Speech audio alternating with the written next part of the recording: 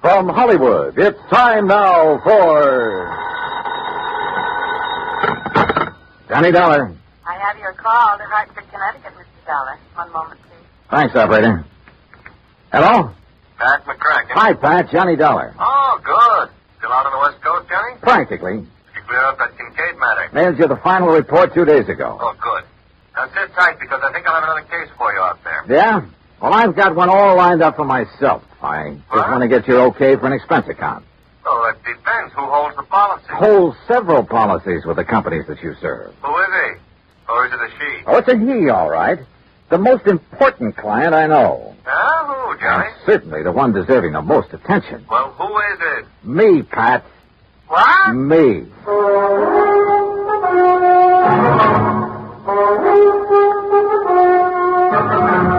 Bob Bailey, in the exciting adventures of the man with the action-packed expense account. America's fabulous freelance insurance investigator. Yours truly, Johnny Dollar.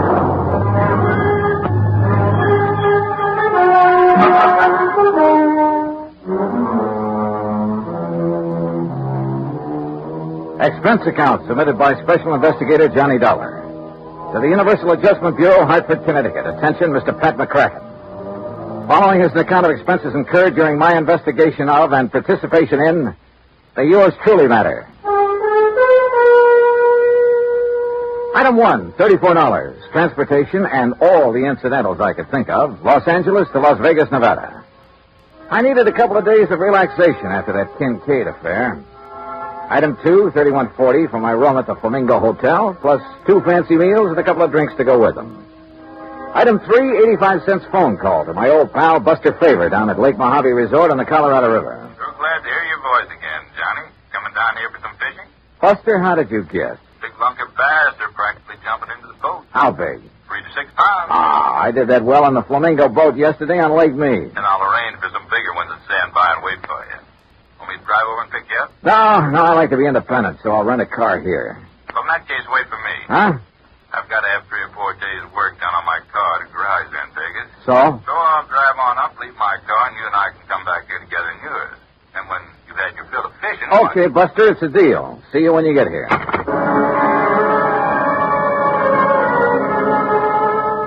Item 4, $100 deposit on a rental car, a shiny new air-conditioned Cadillac. And remember, Pat, one of your companies holds the insurance on it. Item 5, $21.70 for drinks and a big dinner with Buster when he arrived. It was quite late when we hit Route 95 for the drive down to Lake Mojave Resort across the desert. It was still hot after the day's high temperature of 118. You driving so fast to keep up the breeze, Johnny? You ought to take it a little easier. They patrol these roads pretty good, you know. Are you kidding? I haven't seen a car in nearly 10 miles. Yeah, and you mightn't see one of those law boys until he's right up on top of you. Oh, Buster, you mean they hide on the side road? No, not hide. They patrol some of them. Hey, where do all those side roads go, Buster? Some of them are a little more than wagon trails. Mostly to old mines, Johnny. Some of them 10, 15, 20 miles away up in the hills. Some of them being worked, some of them just... Now, look. Yeah? Over to your right. You see those lights? Look like they're on the side of the mountain? Oh, yeah. That's Haley's tungsten mine up there. Real big operation. A few miles ahead, one of my old friends has a mine. He worked it for, Uh-oh. What's the matter? Look in the rear view mirror. I see some other lights.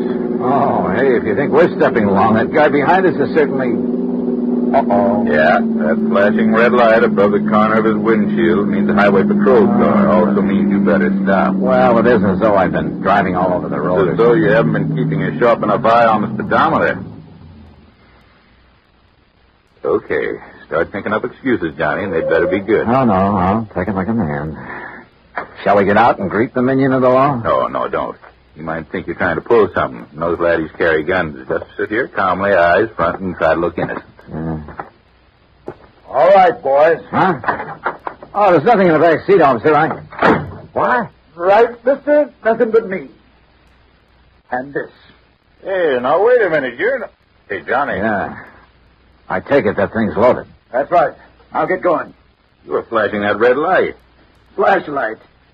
Food it pretty good tonight. You were making like the highway patrol, and man, is that against the law. You think that's bad? Just wait till you see what I've got for you. I'll start her up. Hey, look, mister. Don't argue with a gun, Buster. Yeah, Buster, remember that. And remember it's aimed right at the back of your head. I'll get going, you. Sure. Here we go. Okay.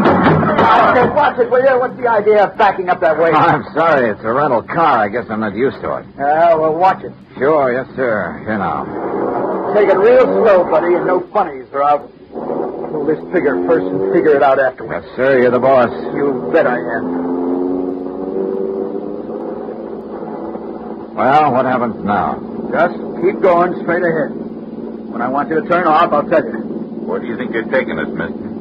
Where you guys will be a long, long time getting back to civilization. And by then, I'll be loaded and out of the state.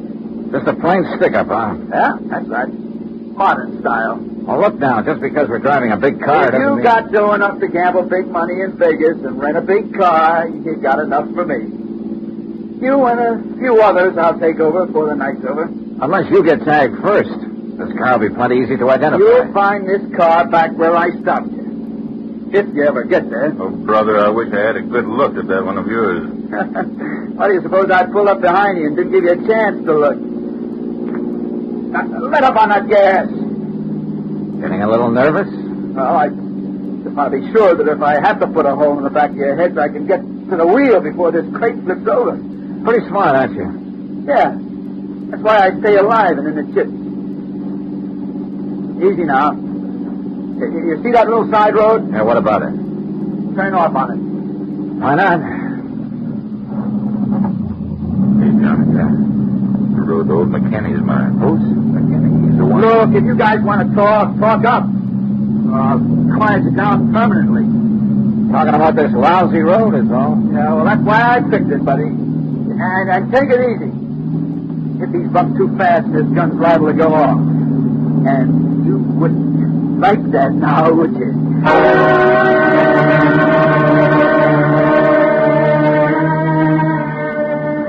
We continued up the rough, curving road on the side of the mountain, 10, 15 miles, I guess. And I could see nothing but the road itself and the shadow of the mountain ahead of us. Turn up that air conditioning, buddy. It's a hot night. Yeah, sure. Listen, we go much further on this road, we'll scrape off the drip pan. You know this road? Keeps getting worse and worse is all. This car's built pretty low, you know. Take it easy, I said. How can I? You hear that? We don't stop pretty soon, we'll all get stranded out here. Yeah, maybe you got something there. Okay, buddy, that's that wide spot. You turn us around and stop. And take it easy. Okay. Now what? Just leave the engine running and both of you get out the right-hand door. Yeah, sure. Now, look. Shut up. From now on, I'm not going to waste any time. Come on, get out. You're not going to leave us out here, I hope. That's right. I figure the temperature's still around 100, so you're going to have to take it easy. It'll be long after daylight before you get back down the highway. If we make it at all. Oh, you will. If you go real slow. And if I don't have to use this on you. Now turn around, both of you.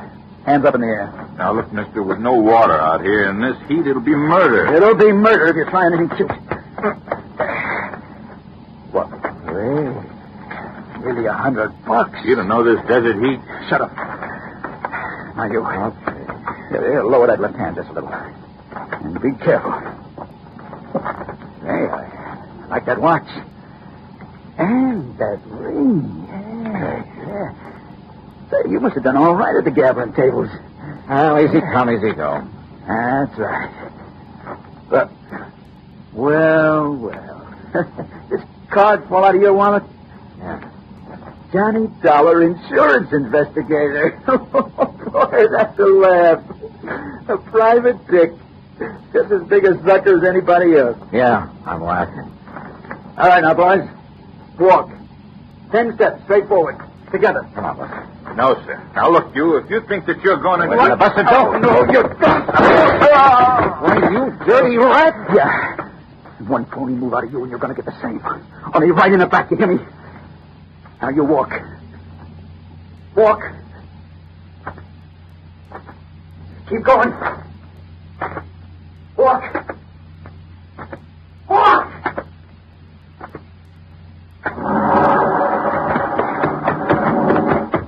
Buster. The dirty murdering...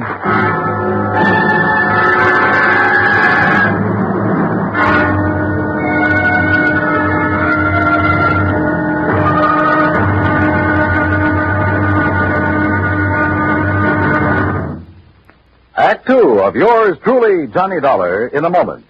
While her husband was a captain assigned to a unit of the United States Air Force on the island of Okinawa, Mrs. Carolyn Pesaturo went along, but not just for the ride. Her job, she felt, was to make friends and build greater understanding with other people of other lands. Well, on Okinawa, Mrs. Pesaturo, as a 30-year-old mother of 4 children, got a chance to demonstrate her convictions.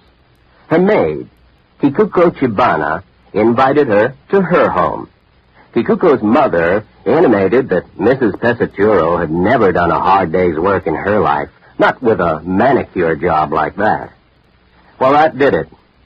Carolyn Pesaturo volunteered to do a full day's work, just like any Okinawan housewife, and be no more tired at the end of the day. Bright and early one day, she found herself in the Chibana home. And after washing the breakfast dishes in cold, soapless water, she scrubbed the kitchen floor, prepared meals on a wood-burning stove, drew 25 buckets of water from the well, and worked in the fields for the rest of the day, carrying 50-pound bundles of cut rice stalks through knee-deep mud. Well, she did such a good job, she was invited back for the rice planting. But more importantly, Carolyn Pesaturo planted understanding so that others could reap the harvest of freedom, the right of all men everywhere. And now, Act two of yours truly, Johnny Dollar, and the Yours Truly Matter.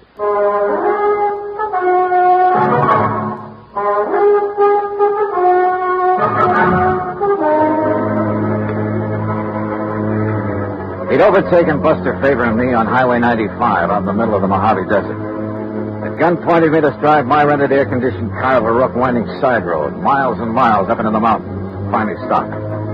There, he'd ordered us out into the stifling desert heat. He'd taken out watches and money. And there, in spite of my warning, Buster had turned on him.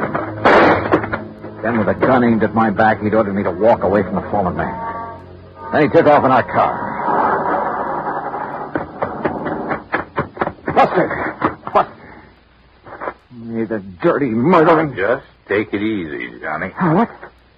Buster, you're okay. Yeah, but I sure had myself worried there for a minute. Pretty lousy shot, wasn't it? Oh, brother, you were crazy to make a dive at him. Only legitimate way I could think of to get down on the ground. What are you talking about? You see these? I can't see a thing, but it sounds like a couple of stones. Yeah, real sharp ones, the kind that cut a tie of ribbons out here, chunks of lava. Well, what about them? Well, first thing I noticed when we stepped out of the car, I was making you walk out of the way, I shoved them under the right front wheel. Buster, those tires are probably self-sealing. Sure. So just to make certain, I went to work with this old knife of mine that he didn't seem to want. When he hits a few of those washouts, we went over. Oh, good boy.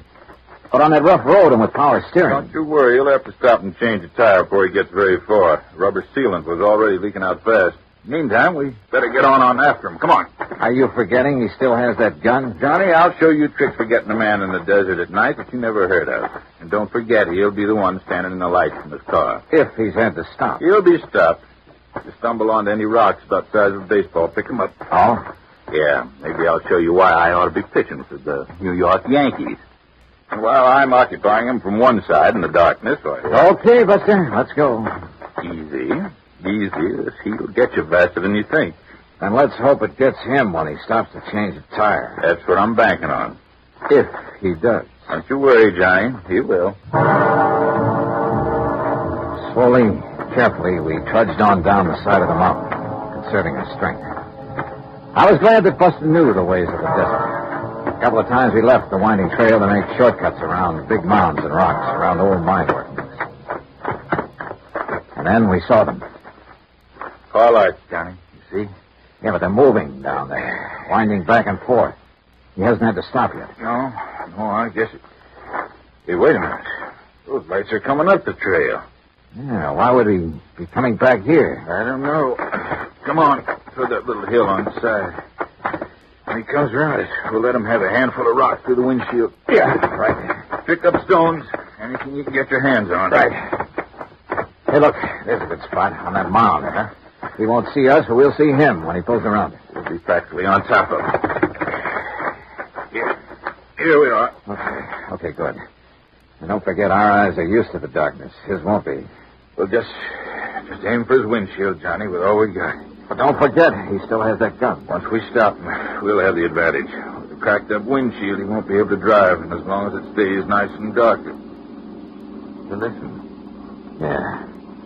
Yeah, I am listening. That's no Cadillac. It sure isn't. You think maybe he's nailed somebody else down on the highway and is bringing him up here? He hasn't had time to get halfway down there yet. Well, then who is? Buster, I'm going to jump down and hail him. But if it is him... I have to take that chance. Johnny, wait! Hey, stop! Stop! Hey, you, stop, will you, please? Now, what the howling tarnation are you doing out here? What's the matter? You get lost or something? Hey, listen, mister. Did you pass a big sedan on the way up this road? No, wait a minute, young fella. Just who are you? Hey, Matt McKinney. Huh? Who's that? That's Buster, can't you see? Buster Faber? That's right. Well, hey, you gone crazy or something? Wandering around out here this time of night? Look, never mind that. I asked you about a car. Did you pass him? Pass him? I helped him out. Just below that last hill. What do you mean? Well, he had a flat tire, so I helped him put on his spare. You what?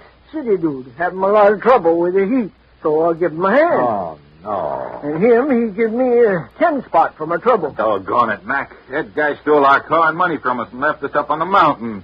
No kidding. Who's kidding? Well, well, then, maybe I done right at that. What do you mean? Yeah, I've been worrying about it ever since I left him down there. What are you talking about, Mac? Well, I got an instinct. Yeah? The same kind of instinct about everything that I got about finding Mac. a gold mine. Buster, don't you tell the government. But I have took over 40,000 worth of ore out of my mine up there since the turn of the year. Yeah, well, Buster. go on with whatever it is you were getting at. Yeah, come on. Yeah, well, instinct. Now, you take my gate down at the end of the road. Mac. That wasn't closed when you come up here, was it? No, come to think of it, I wondered about that. But now, Mac... Usually, when I go into Vegas like tonight, I close it. But you know something? Tonight, I clean forgot. All right, Mac, get to the point, will you please? Well, the point being that I did lock up the gate when I come off the highway just now. Oh? And I clean forgot to tell that fella I locked it after I fixed his tire. Wait a minute, Mac, wait a minute. You mean he can't get back on the highway? He sure can. And he can't break down that gate? Not without wrecking his car. All right, then. That's what I was worrying about on the way up the hill. All right, now listen. Should I go back on down and let him out or not? Will you listen, Mac? But then I remembered that bulge in his coat pocket like a gun. It was a gun, all right. Yes, sir. And my instinct Mac, told please, me... I don't care. Told me I'd better get back to the mine and telephone the county police on account of maybe he'd been prowling around my mine. Look, Mac, you've got a phone at the mine? Son, I got everything up there. Electric... How far is it? On this road? About 3 miles. All right, then listen. But walking across that ridge, not more than a half mile. Good. Can you make it on foot? I ain't been wandering around these hills the past 41 years for nothing. Then, brother, go to it. Huh? Buster and I'll take the Jeep. Well, now, you go up to the mine and call the police. Tell them to set up roadblocks, whatever they want to do. And stop a 1956 Chevy. It's gray and white, license CGJ158. You got that? Sure. CGJ158, a gray and white... No, Look, Mac, no, I'll wait. pay you for the use of this Jeep. Anything you like. $50, $100. Oh, yeah? He's not kidding, Matt. Huh? You sure? You know him, Buster? His word's as good as mine, better, and he's kind of a lawman. Oh, where? Now, why did you So tell get me... on up there to that mine. Yeah, Ask please. If you can. Will Tell you? the police what happened to us. Give them that description, 1956 Chevy CGJ158. That's the car the crook is using. Got it. And you then go to it. Right, Buster. Come on, my Buster. way. Yeah. And better let me drive. Okay, John. Okay. Hold on to your seat, and I'll show you how one of these things can really take these roads. What do you mean? You've only hit the road every 20 feet so far. Hold on, Johnny. You ain't seen nothing. Buster wasn't kidding. Mack's old Jeep would have put a mountain goat to shame. This day, it's a wonder to me how he ever held the thing together. To say nothing of how we managed to stay aboard. You think 90 miles an hour on the open road is a thrill? You should try 20 per on that old wagon trail. Hey, wait a minute. Wait, nothing. We gotta catch up on that guy. No, what I mean is, how'd you ever know the make and license of his car? There wasn't enough light when he stopped just to see a thing. Why do you suppose I put the car into reverse when we started? Huh? Doing that turned on the backup lights. Backup light? Sure. Gave me a good look at his car in the rearview mirror. Johnny, you're all right. Oh! Hey, how much more of this is there? We ought to get to the gate any minute. The gate? Buster, we ought to be shot. What's the matter? Oh, Mike didn't give us the key to that gate. We'll be locked in as well as that man. You don't think he's just going to be sitting there, do you? Oh, yeah, you're right. He'd have to go on to his own car on foot. Which gives us more time, Johnny, to take advantage. Now, look. No, you look. Huh? Yeah. Either he didn't see the gate or he tried to plow right through it. And look what it did to that nice car. Come on. Over this way, Buster. Huh? Stay out of the Jeep's headlights. Circle around. You may still be in that car. Oh, yeah. Yeah, you're right. Okay, we'll take it easy. And pick up a rock or two. I'm way ahead of you, brother. I don't see any sign of him. No. He's probably hoofing it down the highway to his own car. We're going to take no chances. Right. Gun of his, look good. Right easy. Uh-huh. Okay. Oh, he's gone. Yeah. Oh, brother, what he's done to this car. Somebody's going to pay a pretty penny. The insurance company. Now, come on. We'd better light out after him. We'll use the Jeep. But, Buster, if this big car couldn't knock down We'll that drive gate... off the road and cut through the fence if old Mac had a pair of pliers in the toolbox. Come on. There were pliers in the toolbox, all right. A pair of wire cutters, too. But it took us longer than it should have to find a place where even the Jeep could navigate through the fence. Finally, though, we got out on the highway. All right, not too fast, Buster.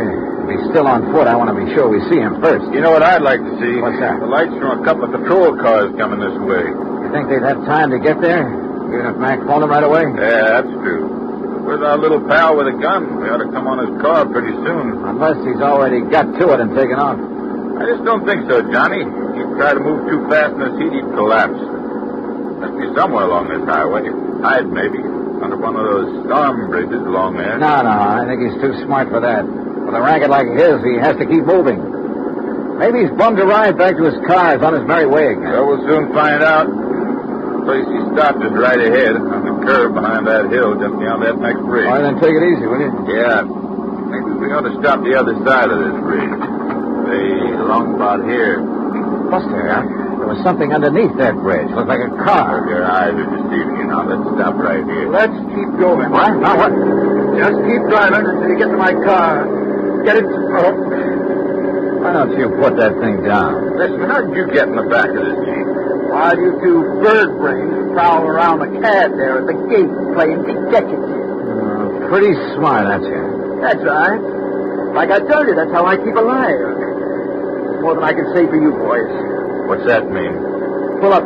There's my car. Pull up right beside it. Now, look, mister. Don't argue with him, Buster. Okay, here's your car. All right, now. Give me those keys. Come on. Now, kill your headlights. Kill them. Okay. Now, look. Things got balled up tonight. I got held up too long. Now, I heard you say something about getting word to the cops, so I got to get out of here. I got to get out of the state. I don't know how you guys got the Jeep away from that crazy old man. I didn't plan on you getting down off that mountain before daylight, see? But it's too bad you did. Oh, you sure? Oh, yeah, I'm sure. Because I didn't take a chance on your getting away now. I can't. Especially you, Mr. Private Eye. Well, thanks. That means you think I might find some way to get the police on you in a hurry. Yeah, that's right. Maybe I have. No chance. Before I leave here, you're gonna be dead. From this. You're out of your mind. Yeah, Buster, I think he is. Oh, yeah? Oh, stop waving that gun. One shot, just one shot, and you'll be dead so fast. Oh, yeah, wise guy, how? You know, Buster, I was right. Huh? What, Johnny? There was a car parked under that bridge back there, a police car. You're crazy.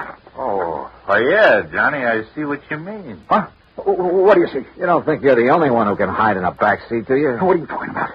Old Mac must have really got that phone call through in a hurry. What are you talking about? That officer there. Oh, that old bluff. The officer waiting there in the back seat of your You're car nuts. with his gun aimed straight at your head. Oh, yeah?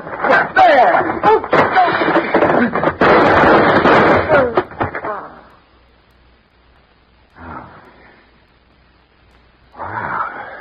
Boy, that took a lot of nerve, Johnny, and throwing that rock in his windshield when you turned was just enough. Hey, where'd you get that rock, anyhow? For some silly reason, I'd been hanging on to that rock ever since we started down the side of the mountain. Silly reason, huh? Not by a long shot, no, sir. Oh, what do you know? Here comes a patrol car. The one you were supposed to see hiding under that bridge. You know something, Buster? I really did think I saw a car under there. Oh, no. No, really, honest. I think I saw it back there. Expense account total, hold your head, Pat, including incidentals and my fare back to Hartford, $528. And that includes $50 to old man McKinney for the use of his Jeep and $81.50 for the repairs to Buster's car by way of thanks for his help. The car rental agency will present you with its own damage claim on the CAD. Oh, and of course the windshield on that Chevy will have to be replaced. You see, it was also insured with one of your companies. So, Pat, you can just charge off this case to recovery of that car. Yours truly, Johnny Dollar.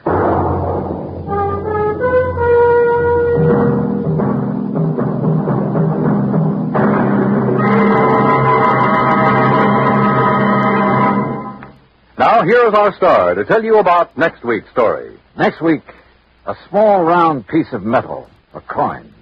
Face value, 50 cents. Insured value, $20,000. Join us, won't you? Yours truly, Johnny Dollar.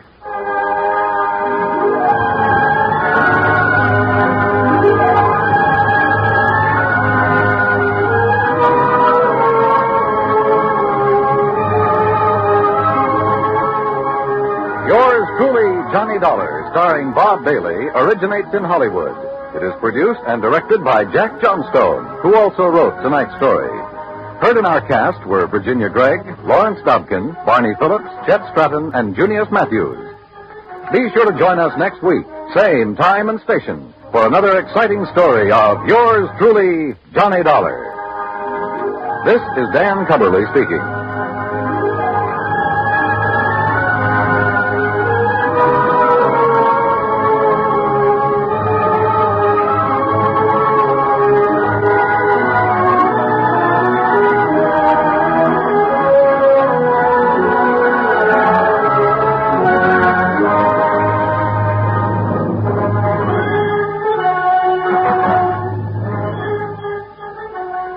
This is the United States Armed Forces Radio and Television Service.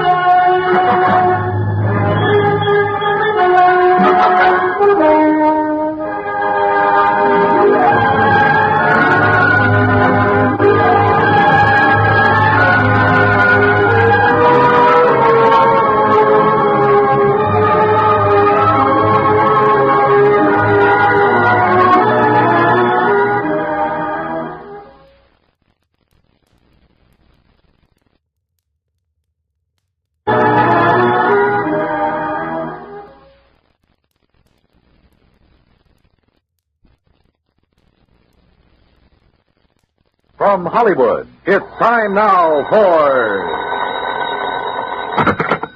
Johnny Dollar. The count's 3-2 and the bases are loaded. And Ted Williams is at bat, huh, McGraw? Oh, Johnny, how'd you know it was me? Oh, just psychic, I guess. What's on your mind, Bert? Fellow named Henry Sampson. Ever hear of him?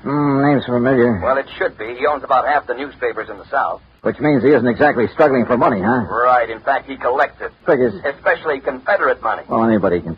What? Yes, sir, Johnny. He has one of the largest collections of old coins in this country. Oh? And a Confederate $50 he owns has disappeared. Bert, Confederate money isn't worth its weight in salt. That's where you're all wrong, Johnny. Huh? This particular $50 is insured for $20,000.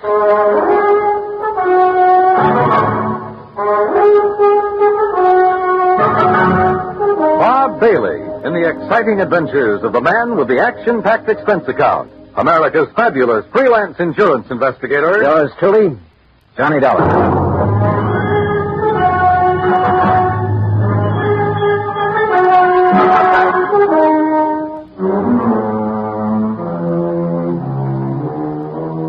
Expense account submitted by Special Investigator Johnny Dollar to the Providential Assurance Company, 393 Dewey Avenue, Hartford, Connecticut. Following is an account of expenses incurred during my investigation of the Confederate coinage matter.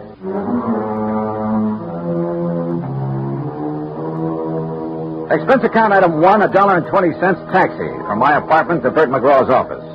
He was seated behind a haze of cigar smoke, reading a magazine. Oh, Johnny, come in. Hey, morning, Bert. Sit down. I was just reading about an old teammate of mine. Oh, who's that? Bob Feller. Feller? Yeah, he was a pretty fair country pitcher. Of course, he wasn't in my class. Sorry. Yeah. Many's the time I had to help old Bob out of a spot. Yes, sirree, Bob. That boy could get himself into more jams.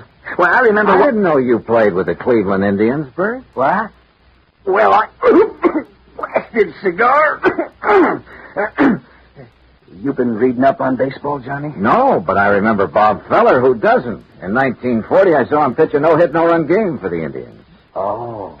Oh, well, now, wait a minute. You and me, we must be talking about two different fellers. Yes, sir. That's so? Why, sure. This Bob Feller that was my teammate, he played ball for the Apalachicola Alligators. Yes, sir. Good old Bob Feller. Spelled it Faller. Feller. Yeah. Yeah. Yeah. Now, Johnny, about this Henry Sampson thing. His secretary called here just before I talked to you.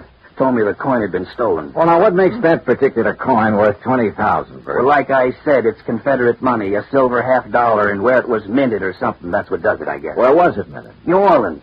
Now, during the whole time of the Civil War, that mint only turned out $4 $50. How come? Well, how should I know? I'm only going by what's on Sampson's original policy application. But you're sure about there being only 4 of those $50? Well, no, I'm not sure. You mean you've never checked?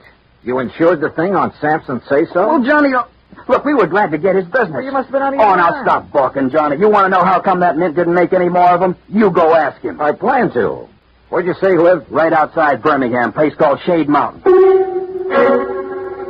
Expense account item 2, $107, air transportation, Hartford to Birmingham, Alabama. I claimed my luggage and was about to step into a cab when I was approached by a man of about 30, crew cut, Brooks Brothers suit. Mr. Dollar? Yeah, that's right. My name is Kopek, Michael Kopek. I'm Mr. Sampson's secretary. Oh. Your Mr. McGraw was good enough to tell me the time of your arrival. Are you all ready to go to Zora? Zora? According to the Bible, it was the village of Sampson. Oh, yes. Only I'd like to check into a hotel and freshen up a bit first. That is, if you don't mind. Mr. Sampson would mind, sir. But look, I've been He aboard the... instructed me to assign you a room in the guest house. I'm sure you will find it more than comfortable, Mr. Dollar. This way, please.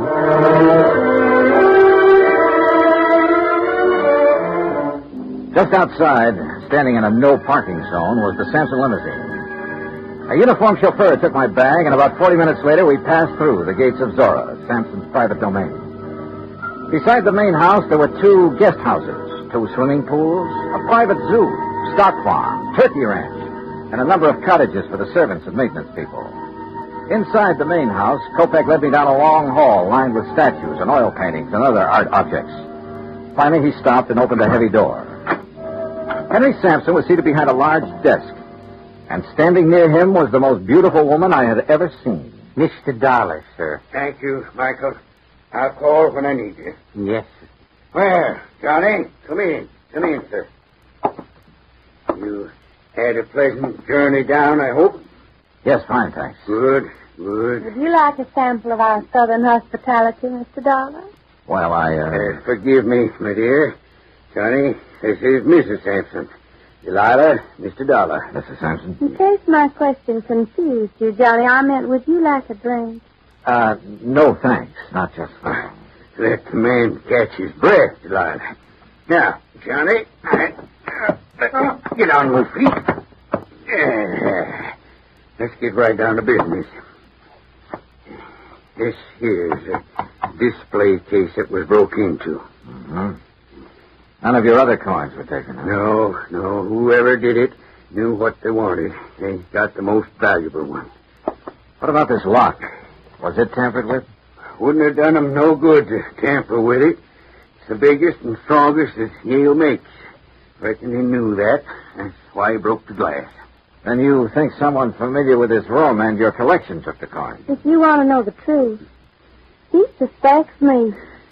Delilah.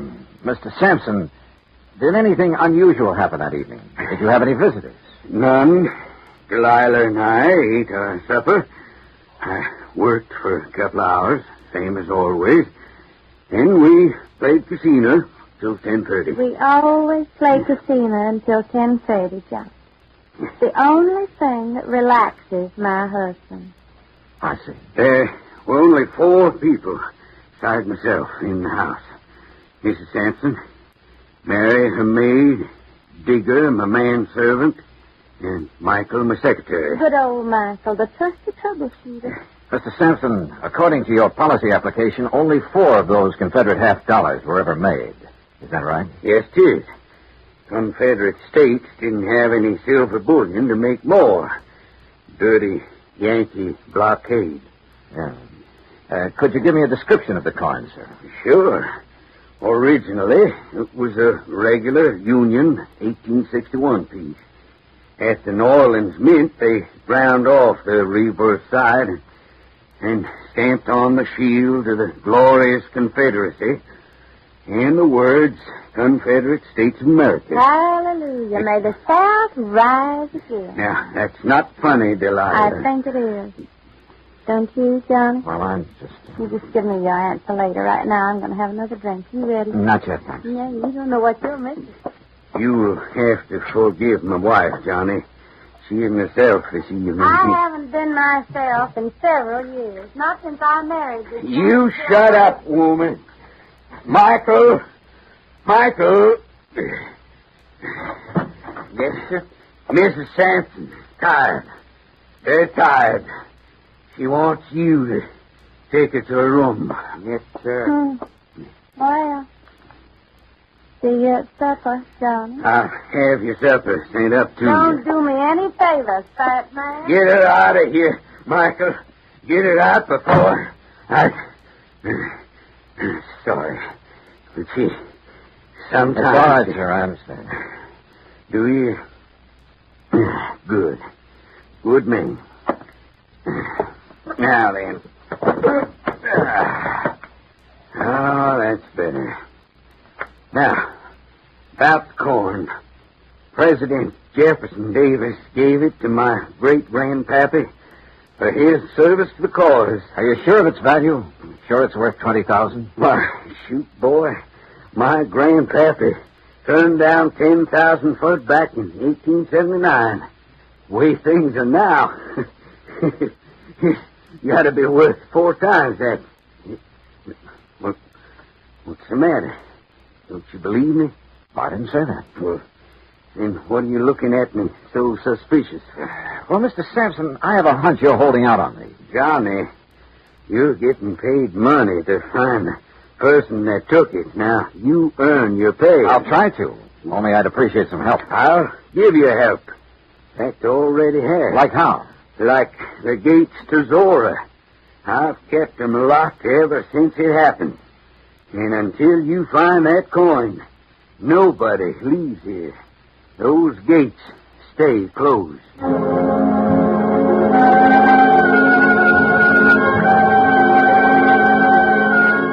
A few moments later, Kopek returned and escorted me across the magnolia-scented grounds to my rooms in one of the luxurious guest cottages.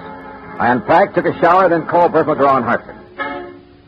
Well, how's it going, Johnny? It is not. Oh, come on now, boy. Sorry, Bert, but it looks like a real toughie. You don't want me to send in a pinch hitter, do you? Nope. But how about getting the dust off your pants and doing some legwork? All right, what kind of work? Find out for sure how many of those 1861 $half were ever made and what their value is today. Wait a minute. What'd you say, John? Not you, Bert. Somebody at the door. You check on that coin. Got it? Like the Yankees have the pennant. Good luck, boy. Okay, I'm coming.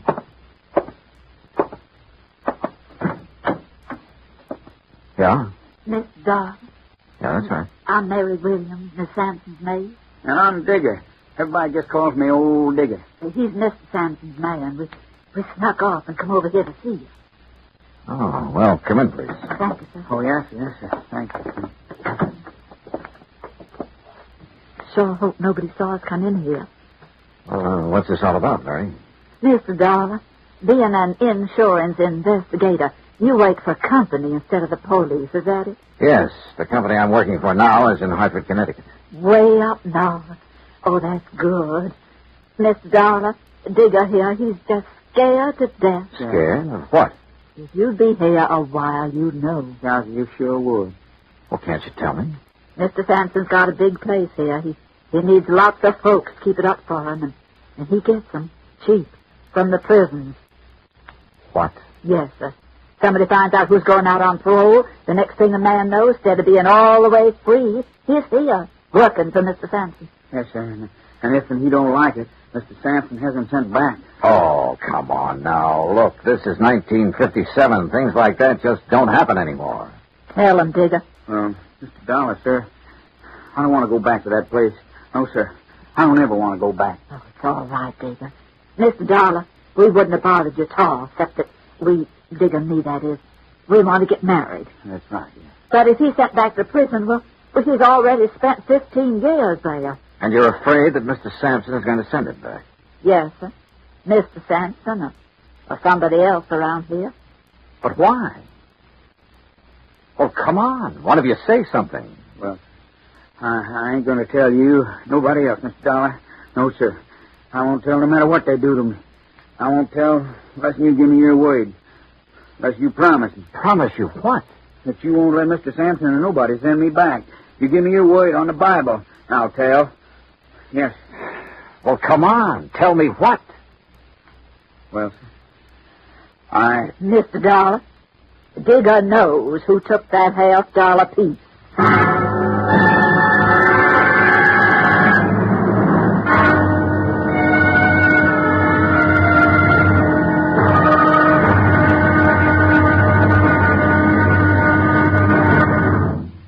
Act two of yours truly, Johnny Dollar, in a moment. The American writer Christopher Morley once wrote, "When you sell a man a book, you don't sell him just 12 ounces of paper, ink, and glue. You sell him a whole new way of life," unquote. Now that goes double when you give, not sell, a book. But the gift of 550 books to little children increases the legacy tenfold. Near the end of 1960, the employees of the Chase Manhattan Bank started a people-to-people program with such a gift to school children of a town in Tanganyika. That's on the southeast coast of Africa. To give you an idea how the books were received by the children, let me first quote from Francis Bacon. He's an English writer of a few centuries back. He said, "Some books are to be tasted, others to be swallowed, and some few to be chewed and digested." In the past, children in Tanganyika may have done a little tasting and chewing and a little swallowing and digesting. But there's one certain thing. They wound up devouring the books they received from the United States. And they did so much of it that they, the ones in high school anyway, were able to reach the level of English children their age and pass the exams at the same time. That takes a lot of book learning, as they say. Now, the gift of these books from the United States of America may have seemed a small thing to the senders, but the boys in Tanganyika who received them know that they've opened a whole new way of life. They've greatly increased understanding in the classroom of freedom, the right of all men everywhere. And now, Act two of yours truly, Johnny Dollar, and the Confederate coinage matter. I wanted to help Digger, the Sampson servant who claimed to have information concerning the missing Confederate $50. But I couldn't promise him anything without first knowing more about the part he had played, if any, in the theft of the coin. I did promise to think over his offer and let him know if I was interested by the next afternoon. Anyway, at 8 that evening, I joined Mr. Sampson and Kopek for dinner in the large dining room. After we'd finished our coffee, Sampson rose and excused himself. When you're ready, we got work to do, Michael. Yes, sir. Huh? See you in the morning, Johnny. Well, how is the investigation coming, Mr. Dollar? Have you found any valuable clues? Nope, not a thing. Oh, that's too bad. But you haven't given up. Kopek, I haven't started. Uh-huh. Well, would you care for something else? If not... No, I'm fine. Then shall we... Yeah, sure. Say, tell me something, Kopek. Anything I can. What about the servants who were in the house the night of the theft? Digger and Mary? Yeah. What do you know about them? Everything that there is to know. I have a file containing the record on every one of Mr. Sampson's employees. If you'd like, I shall have the information on these two sent to your room. I'd appreciate it. Now, if you will excuse me, Mr. Sampson is waiting in the den. You can find your way back to the guest house? Mm-hmm. Sure. Good night. Good night, Mr. Dollar. Johnny. Oh, Delilah. Oh, where are you? Oh, here. On the stairs. No, don't come on. Oh. Johnny, do you like to ride? Well, sure, only it's been a long time since I've had a chance to, and I didn't bring any riding clothes. That doesn't matter. Meet me at the stables before breakfast. You will, won't you, Johnny? What do you think? I went back to the guest house, and about half an hour later, Kopek delivered the files on Mary Williams and Digger. Everything Digger had told me was true. He had spent 15 years in prison on a manslaughter charge. So early the next morning, I crossed the green lawns of Zora and met Delilah at the stables. And a few minutes later, we were riding our horses away from the main house. Where shall we ride, Johnny? You want the cook's tour? Oh, I don't know. What's it include? Oh, the turkey farm, dairy, and zoo. Or would you rather go down to the river? Hey, you know, it's a funny thing, Delilah. What is? I've never seen a river. You fool. Come on, hurry. Come on, boy. Come on.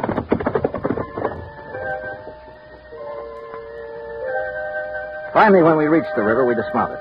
And she just stood there for a long moment, looking down into the water.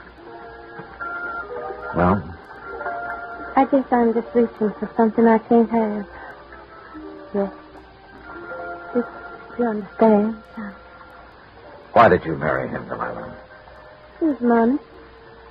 I was fooled. Or made a fool of. How do you mean? He's a collector, Johnny. Coins and paintings and people. Hadn't you noticed? I'm just another one of his possessions with all the rights and privileges of a statue. And do you know why Sampson married me? Because my parents named me Delilah. Well, why don't you leave him? I'd need money, a lot of it. And I thought I was going to get some. But now? Maybe I'll get another chance. When I do. Johnny, you keep in touch, huh? We rode on back, had breakfast, and I returned to my rooms in the guest cottage. Around 11 o'clock, I picked up the phone and called Bert McGraw again. Johnny, about time you called. Yeah, what'd you find out, Bert? Enough to know that I'm in trouble, and you got to get me out of it. Trouble? What kind of trouble? That Confederate $50. Do you know what it's worth? $5,000. What? But you insured it for 20. I know it, but look, Johnny, it wasn't all my fault. Well, how did Sampson know about the dies? What die? The dies a man named Scott made 500 of those $50 from back in 1879. That's what lowered the price of the original $50. You mean there are 500 of those $50 in existence instead of 4? 504. The 4 original ones made in 1861. The rest were made later. Well, looks like you're out 20 grand, Bert. Oh, don't say that. Unless. Yeah? Unless you're willing to let me try something down here. Anything, Johnny boy, anything. Even if it costs $5 grand? Well, you know what'll happen to me if the company has to take a loss of $20,000 for something worth only $5. Johnny, please, go ahead. Thanks, pal. I'll call you later.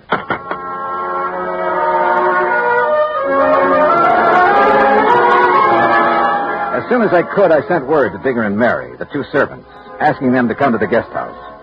It was almost 3 o'clock before they arrived. Miss Dollar, have you decided on what you're going to do? Yes, Mary, I have. Digger. Yes, sir? I can't promise that you won't be sent back to prison. Well, then I ain't going to tell you nothing. Now, wait. Let me finish. But I can promise that I'll do everything possible to help you. Well, sir, I have to ask Miss Mary. You know, she's the one talked me into coming to you in the first place. I did it soon as he told me what he'd done. I didn't know about it till afterward, Miss Dollar. All right. Just what did he do, Mary? Well, it wasn't his fault. He just had to break into that case and take that $50.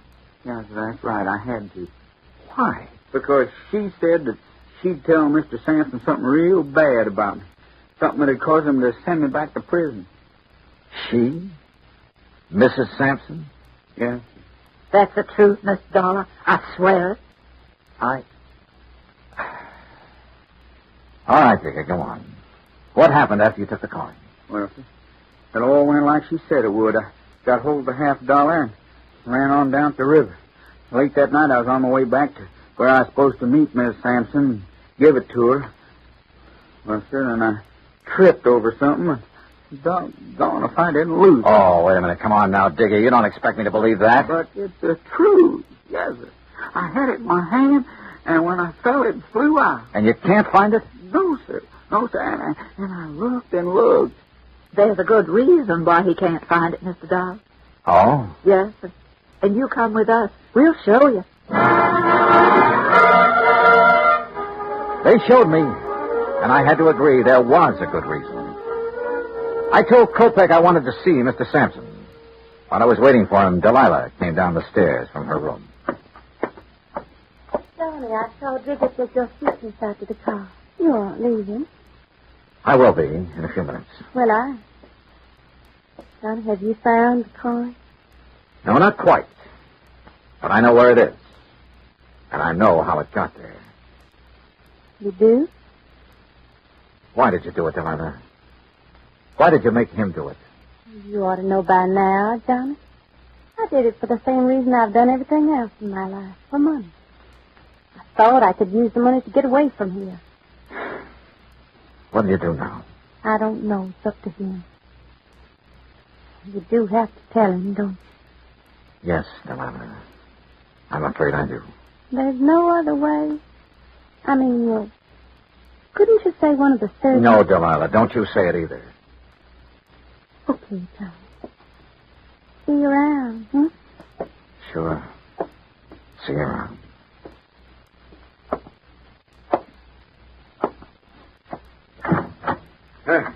Come in, Johnny. Come in. Here you have news for me. Well, boy, start in. Tell me. I told him as simply as I could. When it was over, he got to his feet and stared out the window for several minutes. When he turned back, he ordered Kopek to find Digger and take him to the place where the coin had been lost. A few minutes later, we joined him there.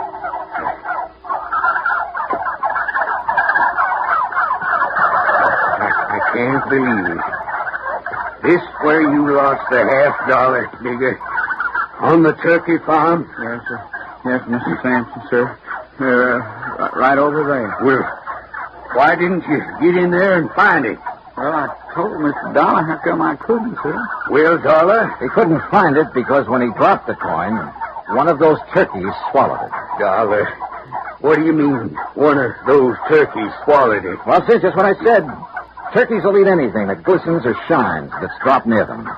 And since Digger was cutting across this field when he dropped the coin... But, boy, do you realize there are 2,000 turkeys in there, and any one of them could have my $50. The $50 Jefferson Davis, president of the glorious Confederacy, gave my grandpappy.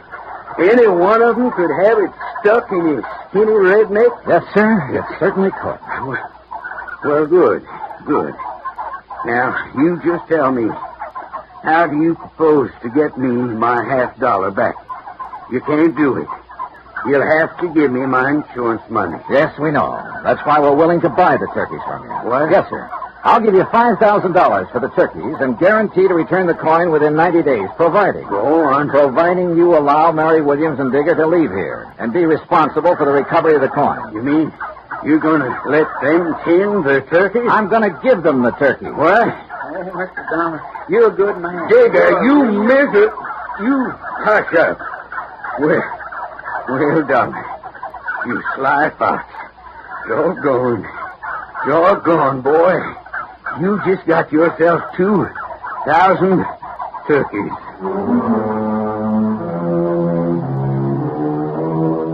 A couple of weeks after I left Birmingham, I received a letter from Mr. and Mrs. Digger telling me that they'd found the coin in the craw of the bird they'd killed for their first Sunday dinner together.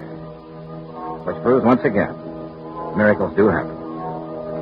Expense account total, including transportation back to Hartford, $405.10. Yours truly, Johnny Dollar.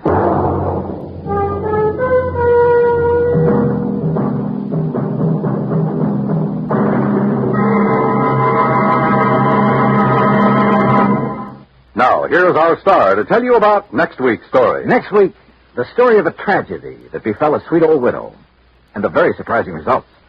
Join us, won't you? Yours truly, Johnny Dollar.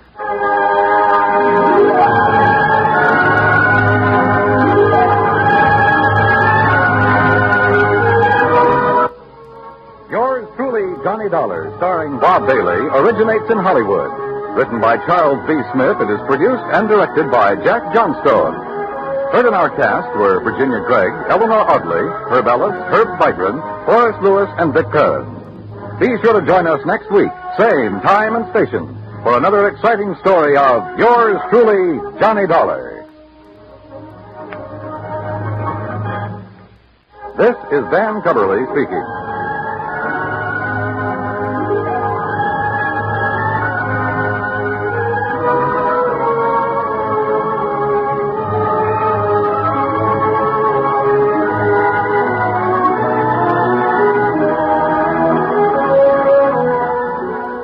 This is the United States Armed Forces Radio and Television Service.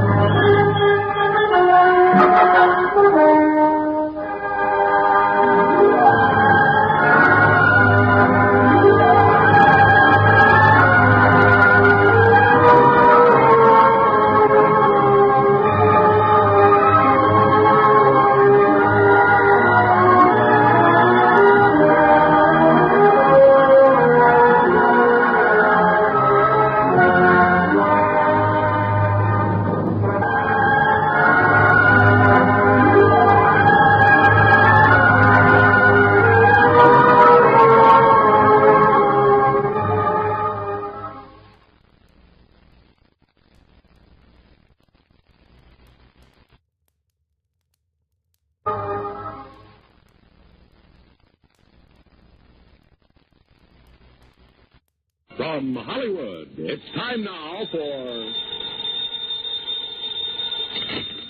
Johnny Dollar. John, this is Harry Branson of Philadelphia Mutual Liability and Casualty Company. Well, hi, Harry. What is it this time? Fraud, murder, arson? No, none of them. Then what kind of a case has you in a dither this morning? As a matter of fact, John, there is no case. Oh, now don't tell me you're spending company money on just a social call. Why, Harry. Of course not. John, I wish you to take a motor trip with one of our very important clients. Well, now, that depends. Perhaps you've heard of her, Betty Charlene Winters. No, but she sounds interesting. She is. She's one of the most charming people. Very wealthy, too. John, you'll love her. Oh, tell me more. I want you to accompany her to her summer place on Lake Wawayande in northern New Jersey. Sounds better all the time. On expense account, of course, plus a fee of $1,000 for the week or any fraction thereof. How can I lose? Harry, I'll grab the first train.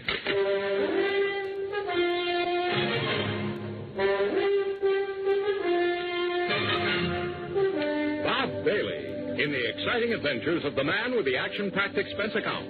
America's fabulous freelance insurance investigator. Yours truly, Johnny Dollar.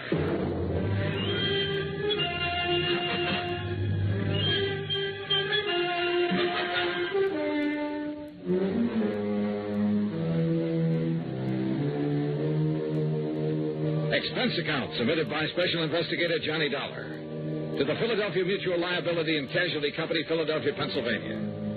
Following is an account of expenses incurred during my investigation of the Wayward Widow matter.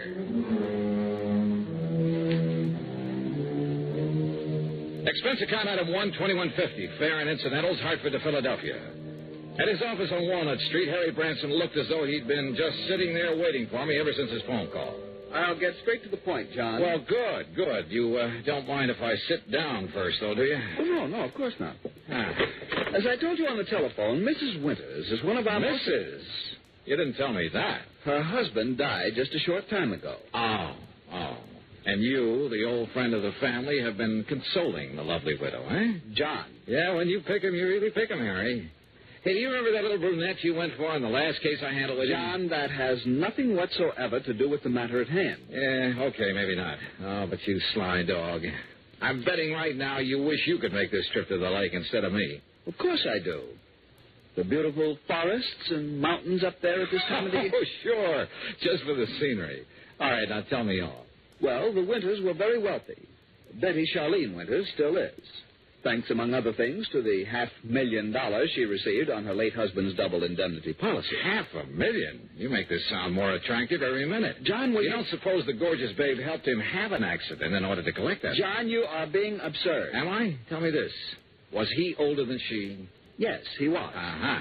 And 2 and 2 make 4. And you are making no sense at all. Hey, you have got a case on her, haven't you? Will you please stop this nonsense and listen to me?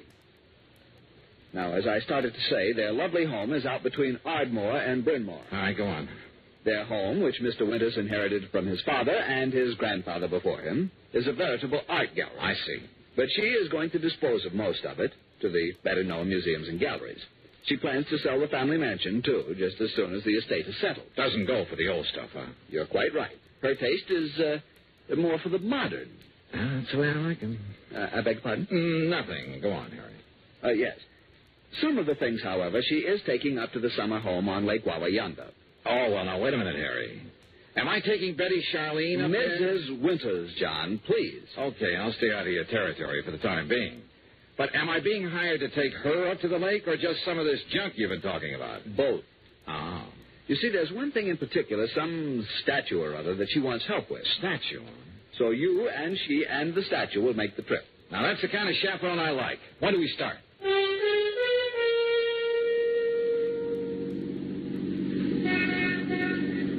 I must confess it's quite a relief to get out of that office for a while. Oh, don't try to kid me, Harry. The only reason you wouldn't let me find my own way out to this winter babe's home. Babe! Honestly, John, you sometimes carry this levity much too far. By the way, how long ago did her husband die? About 4 months ago. Oh, brother, you don't even wait for the ashes to get cold, do you? John, I tell you that... What did he die of? Well, it was an accident. Yeah? In the car during a little trip that they were making south of here. He'd taken over the wheel from the chauffeur. They struck the abutment of a bridge over a tidal creek leading out to Delaware Bay. Oh. He was thrown out, and his body was carried into the bay. It was never recovered. And so our tasty little dish was left with $250,000 life insurance, a huge estate. John, I simply will not listen to any more of this sort of nonsense. Besides, this is the driveway up to the house. Lovely place, isn't it? It was lovely. There must have been over an acre of perfectly tended lawns and gardens. And in the middle, atop a slight rise, was the main house, built of solid white stone of some sort. Old, too, but in beautiful condition. This was wealth, all right, and plenty of it. Harry's year-old car looked almost tawdry in this setting. We stopped, went up the broad front steps and across a wide porch and rang the doorbell. Yes. Oh, Mr. Branson? That's right. Mrs. Winters is waiting for you in the sunroom. Thank you. Come, John. The butler led us through a large reception room, a huge living room. Both of them hung with beautiful prints and paintings. Through the walnut panel library with its high ceiling and hundreds of leather-bound books. Finally, after passing through a long corridor lined with statues and magnificent vases, we entered the spacious sunroom. There, standing in front of a chair at the window, was a chauffeur. And in the chair sat Betty Charlene Winters. Mrs. Winters, may I present Special Investigator John Dollar.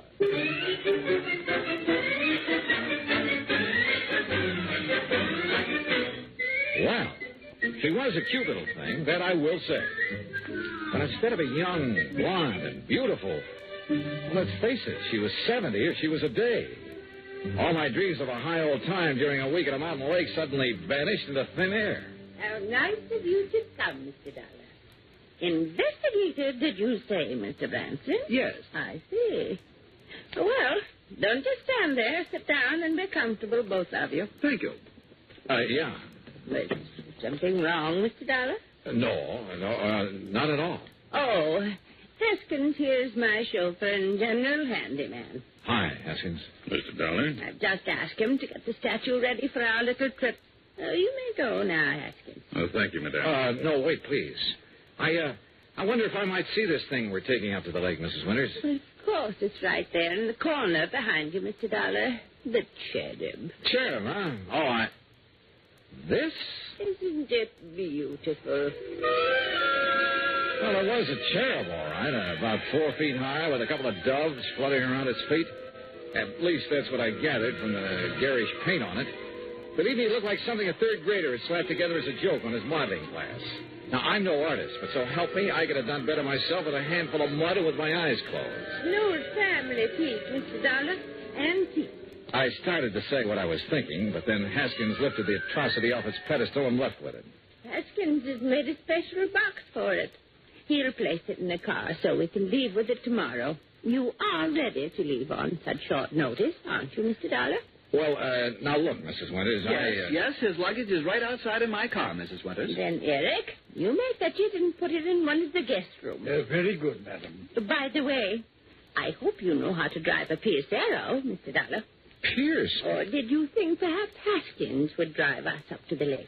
Well, I don't know. No. Haskins is leaving today on his vacation. And I wonder if he will come back. Why do you say that, Mrs. Winters? Oh, I've been having some trouble with him. Oh? I thought you were always eminently satisfied with Haskins. Until recently. Until the death of my husband. He's been... Well, if he doesn't come back, I shall have to replace him. But now, Mr. Branson... Yes? You're a bit of a rascal. You didn't tell me you were bringing a detective to go along with me. Investigator, Mrs. Winters. Insurance investigator. Since the company wouldn't permit me to issue any special insurance on that thing... But I thought you were going to bring me just some strong bodyguard. I have known John for many years, Mrs. Winters, and I assure you... Oh, now, don't apologize. I think this is fine.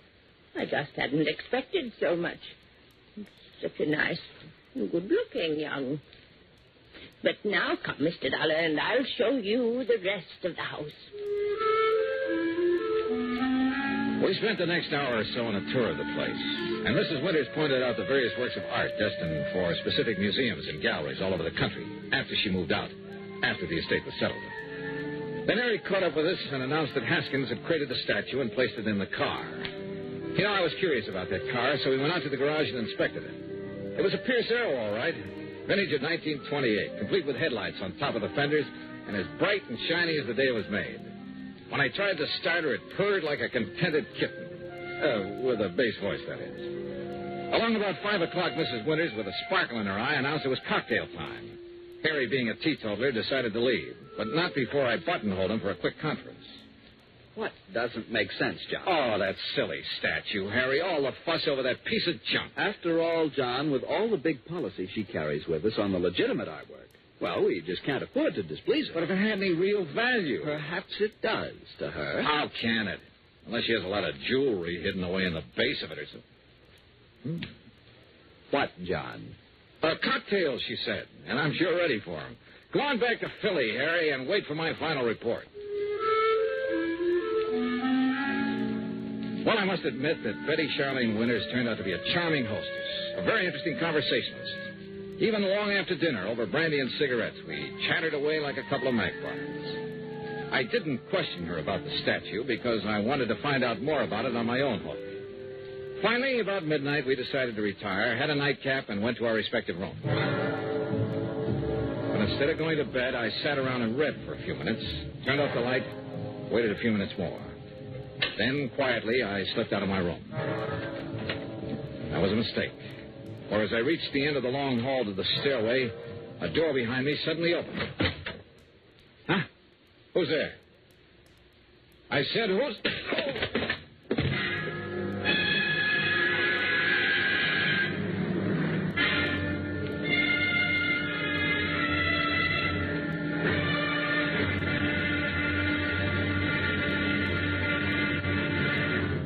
Act 2 of yours truly, Johnny Dollar, in a moment. With the bigger, more impressive kaleidoscopic change of events on the world scene today, we sometimes forget the smaller kaleidoscope, the child's toy, with its ever-changing designs and color. The kaleidoscope is a fantastic experience for any child. That is, any child who can see.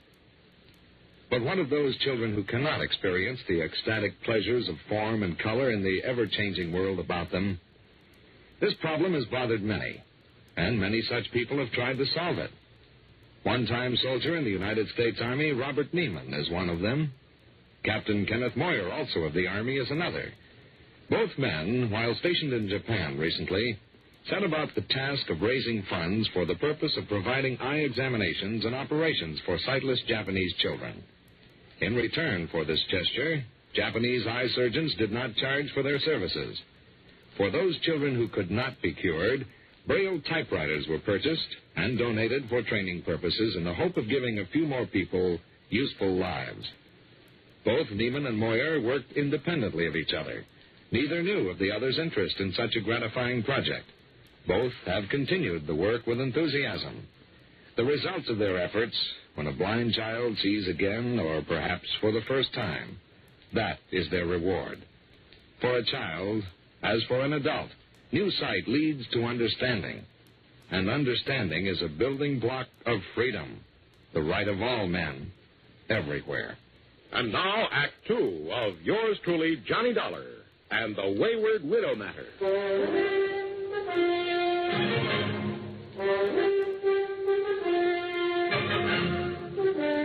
When I came to, it was morning, and I found myself in my pajamas lying comfortably in my bed in the guest room. But there was nothing comfortable about the lump on the back of my head. Whoever had slugged me out there in the hall had meant business.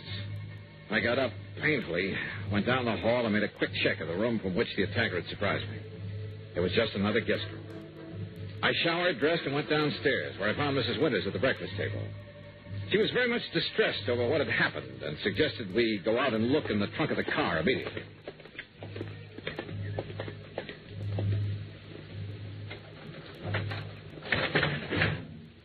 There now. Do you see, Mr. Dollar, the box with his statue in it hasn't been touched. I don't understand it. Where is your chauffeur, Mrs. Winters? Why, Haskins left on his vacation last evening. I thought I told you. But surely you don't think Haskins... Well, you said you were having trouble with him. Maybe we'd better open that box to make sure that... But it hasn't been touched. And I'm the only one who has to keep that little lock on it. Yeah, I see. But now it's pretty logical to assume that whoever slugged me last night was interested in... Hey, Mrs. Winters, how long has Eric, your butler, been with you? Why, Eric, the dear boy, has been with me for nearly 30 years. But good heavens, you surely don't suspect him of anything like this. He's a very fine person, Mr. Dollar, and a perfect gentleman. Oh, certainly more of a gentleman than my late husband ever was, in spite of his money. Oh? I must confess that although his death was a terrible shock, life has been a great deal easier for me since he passed away. Just how do you mean that, Mrs. Winters? No, well, why talk about it? Something that... Oh, why not talk about it? I married Charles for his money, Mr. Dollar. I'd never got any further than the front line of the chorus until he came along. Would you believe that I was a chorus girl? Well, as a matter... And the wealth and the luxury that he could give me was very attractive, was very satisfying for a long, long time. But for the past 10 or 15 years, maybe more, he insisted that we just stay penned up in this musty old museum he called a home. And what happened? Well, all our friends were traveling around the world, seeing new places and new people. We just sat here looking at four walls and at each other. Except for a couple of blessed months up at the lake. You'll love the place up there, Mr. Dollar. It's new and fresh and modern. I had it built over his protest. People, young people came to see us, and it was such a relief from a... Well, I'm sorry. This must be so boring for you to hear. Not at all. Now, look. Why don't we call the police in about this thing that has happened to you? Come, we'll go right back into the house and... Wait a minute. No, let's not. A bunch of policemen prowling around would scare him off, whoever he is. Suppose you're attacked again. Well, at least I'm ready for it now. I just don't like your taking this chance. Of course, we could leave. Go up to the lake. Run away from him? Well, yes. Oh. Of course, it might prove whether he's interested in the statue. If he follows us, I mean. Oh, dear. Why don't you let me call the police? Only if you think they ought to be around here to protect the house while we're gone. No, that isn't necessary. We have a very efficient burglar alarm system. Well, it doesn't look as though it was working very well last night, does it? Unless it was someone in the house who attacked me. Who else is there besides you and Eric? No one, except the cook. Male or female? Oh, no, Mr. Dollar, not Martha. Why, the poor dear is nearly as old as I am. And a real companion for me. Sounds strange, I know. But we're real nice friends. All right, let's go back in, have our breakfast, pack our things, and go on up to the lake. Eric, who served the breakfast, and whom I hadn't seen since dinner last evening, kept giving me a rather strange look. And as soon as breakfast was over, I quickly stuffed my things into my handbag and headed down to the garage. Eric was waiting for me there. He insisted that he put my things into the trunk of the car, which killed any chance I might have had to pry open the box with the statue. I started to question him about the night before. But as it turned out, my questions were quite unnecessary. Yes, Mr. Dollar, it was I who carried you back to your room and put you to bed. Oh? You see, I was making a final inspection of the house, as I always do after everyone else has retired. I'm always concerned about the many valuable things we have. I don't blame you. Well, I was on my way up the main staircase when I heard you fall. I was slugged. Forgive me, sir, but when I found you there at the head of the stairs, I thought your condition was due to... you must pardon me, sir, but was due perhaps to having imbibed too much brandy after dinner? Not a bit of it. Somebody barged out of that guest room and struck me from behind. But I saw no sign of anyone else about. You're sure? Most certain, sir. Was this fancy burglar alarm system you have turned on? Yes, sir. Well, then whoever did it either stayed in the house until this morning or knew the place well enough to get out without setting off the alarm. But I don't see how that would be... Have you called the police, sir? No, and we're not going to. Mrs. Winters and I are leaving for the lake just as quickly as possible. But don't you think this is sufficiently serious to warrant... Don't forget one thing, Eric. It was pretty dark in that hall. The attack might have been intended for you. Good heavens. But why, sir? I don't know. Oh, dear. Oh, there you are. Eric, you may fetch my bags from my room while Mr. Dollar and I planned the trip. Very well, madam. No, you don't know how glad I'll be to get there. It's such a relief from this place. And all the things associated with it. I'll be so glad when Charles' estate is settled and I can sell this old house and just Martha and I can stay at the lake. Oh, I know all the paintings and things are all very fine and valuable. But I'm so tired of looking at them. Well, then why do you take this so-called, I beg your pardon, the statue up to the lake? Well, this is different. Oh, yeah, I'll grant you it is a bit different from the other things that... Oh, well, let's talk about it along the way.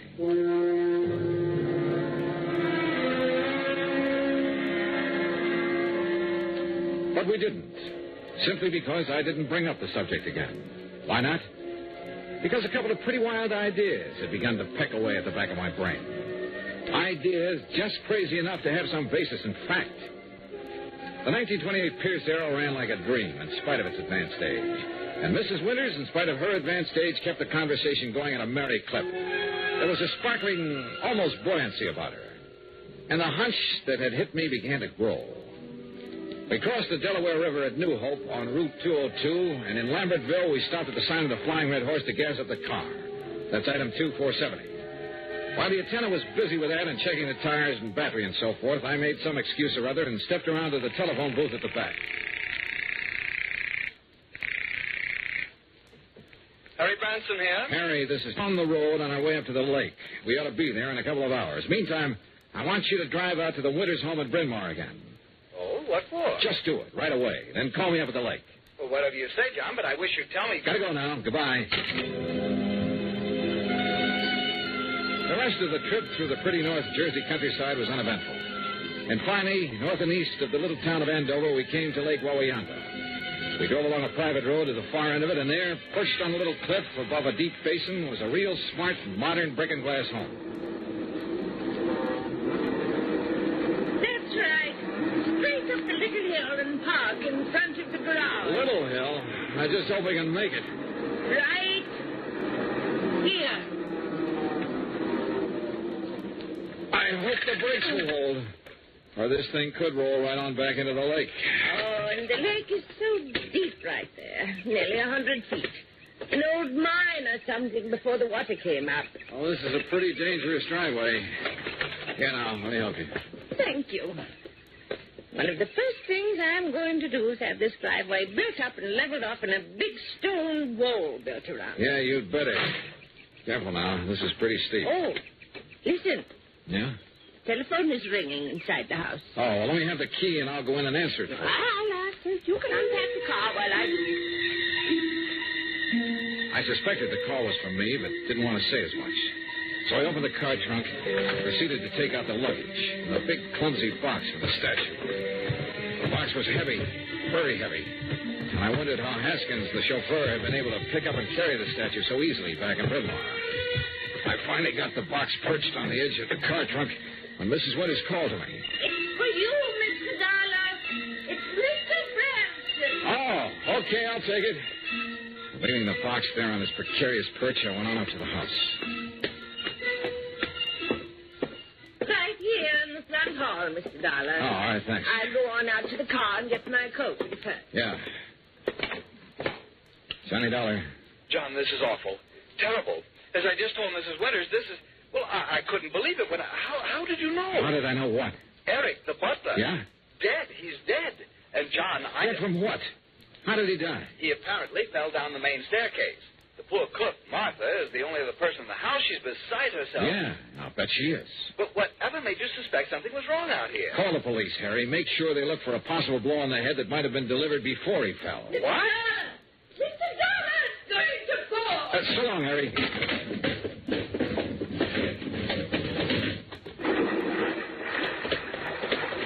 Oh, dear. Oh, Mr. Dollar. Oh, dear. Fell off the back of the car, huh? Yes, the big box. I must have bumped it when I reached into the trunk of my weekend case. Bounced right down into the lake, huh? Yes, my beautiful little statue is at the bottom of the lake. Oh, well, don't worry, Mrs. Winters. We'll get it back. I'll have a diver come up here. No. It's all right. We'll leave it there. Huh? No, you were right. It'd only be another memory of the musty old house in Bryn Mawr. It has no place here where everything is so fresh and new and clean. We'll get it back. But it really had no actual value. You were right, Mr. Dollar. It's better to just... Yes, we'll leave it there. Sorry, Mrs. Winters, but that's where you're wrong. Why, Mr. Dollar? We'll get it back, all right. And whatever's in it. Oh, dear. I suppose I might have known. Expense account item 3, $290 even for the diver who came over from New York and retrieved the box from the deep hole in the lake. 2 boxes, as a matter of fact. One with Haskins' body in it, and the other with the body of Charles Winters, the body that was supposed to have been washed out to sea after a car accident.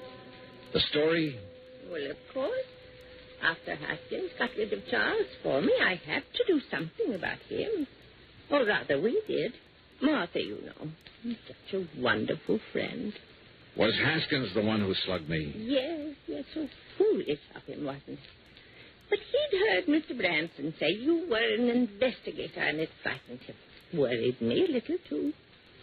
Well, he might have killed you, too, if Eric hadn't stopped him.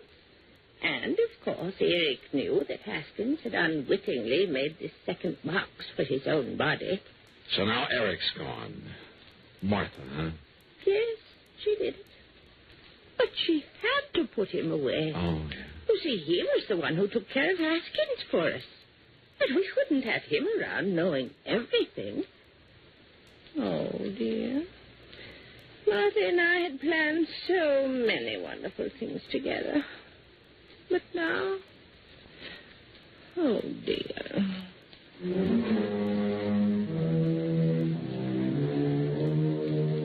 Expense account total, including incidentals and transportation back to Hartford, $365.50. Remarks? Well, I'd rather not say how I feel about a case like this, Harry. A whole crime wave by a couple of apparently sweet old ladies.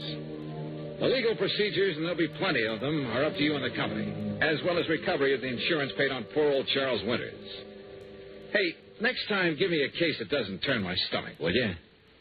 Yours truly, Johnny Dollar.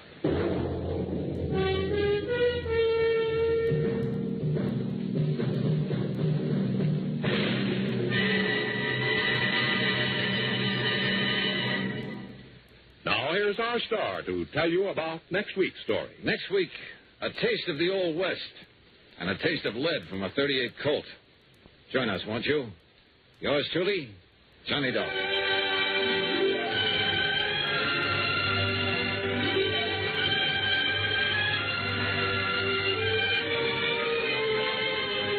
Yours truly, Johnny Dollar, starring Bob Bailey, originates in Hollywood. It is produced and directed by Jack Johnstone, who also wrote tonight's story. Heard in our cast were Virginia Gregg, Harry Bartell, Eric Snowden, and Frank Gerstle. Be sure to join us next week, same time and station, for another exciting story of Yours truly, Johnny Dollar.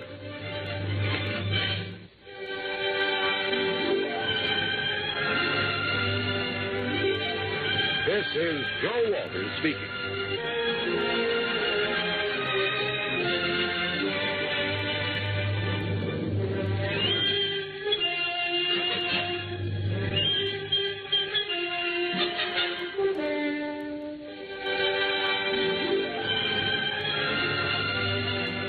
This is the United States Armed Forces Radio and Television Service.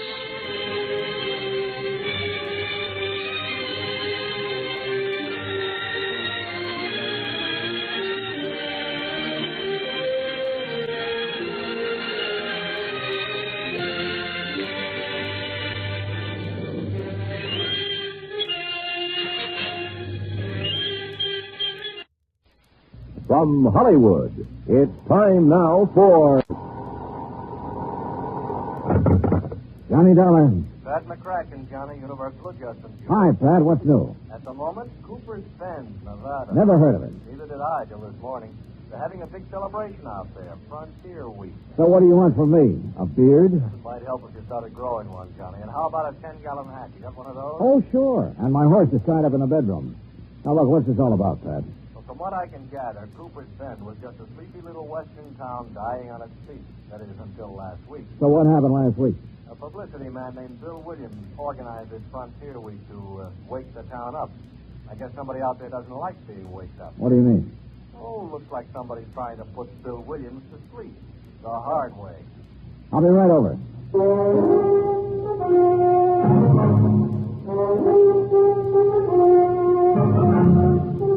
Bob Bailey in the exciting adventures of the man with action-packed expense account. America's fabulous freelance insurance investigator. Yours truly, Johnny Dollar.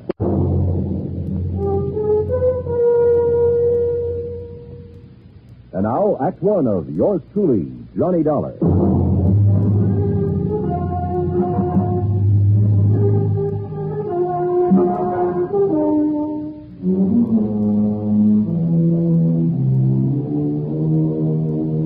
Expense account submitted by Special Investigator Johnny Dollar to the Home Office, Universal Adjustment Bureau, Hartford, Connecticut. Following is an account of expenses incurred during my investigation of the killer's brand matter.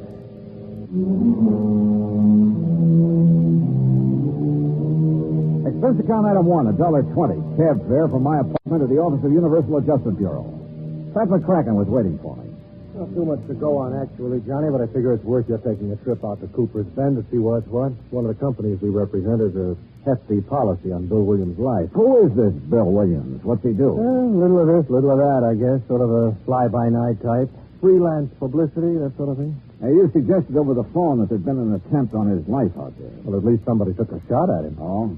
You have any idea who? No. That's what I want you to find out.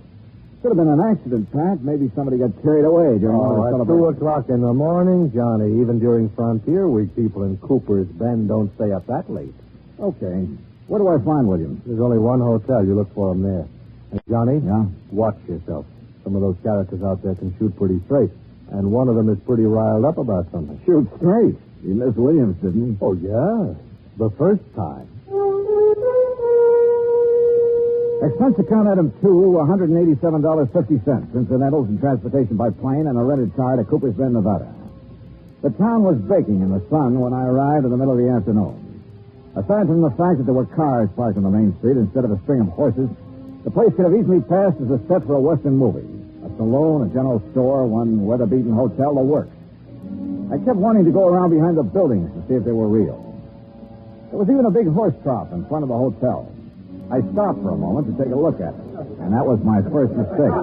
Suddenly, I heard a crowd bearing down on me. Come on, let's get him. Hey, look at him, a real dude. I'll lay off him. This is kid stuff. What do you mean, lay off of him? You know the Frontier Week rule. Hey, look, what's this all about? Come on, mister, off with your shirt. My shirt? Now, just a minute. The rules, partner. Anybody on the street without a 10-gallon hat during Frontier Week gets sunk in the horse trough. Yeah, well, look, I just got into town. How am I supposed to know the rules? Well, this is one good way of finding them out, stranger. Anybody want to sell me a 10-gallon hat quick? Too late, buddy. Well, he's got a sense of humor anyway. Come on, I'll help you off with your shirt, stranger. Okay.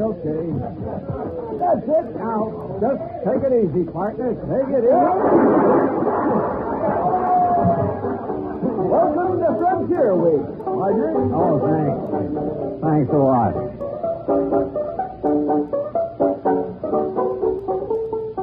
Item 3, 50 cents. Replacement of 3 buttons on my shirt.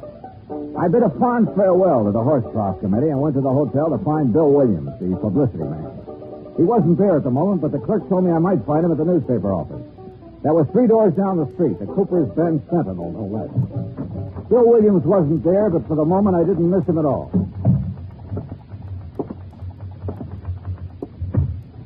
Oh, hello. Well, hi. You must be Miss Cooper's Bend Frontier Week. Uh-huh.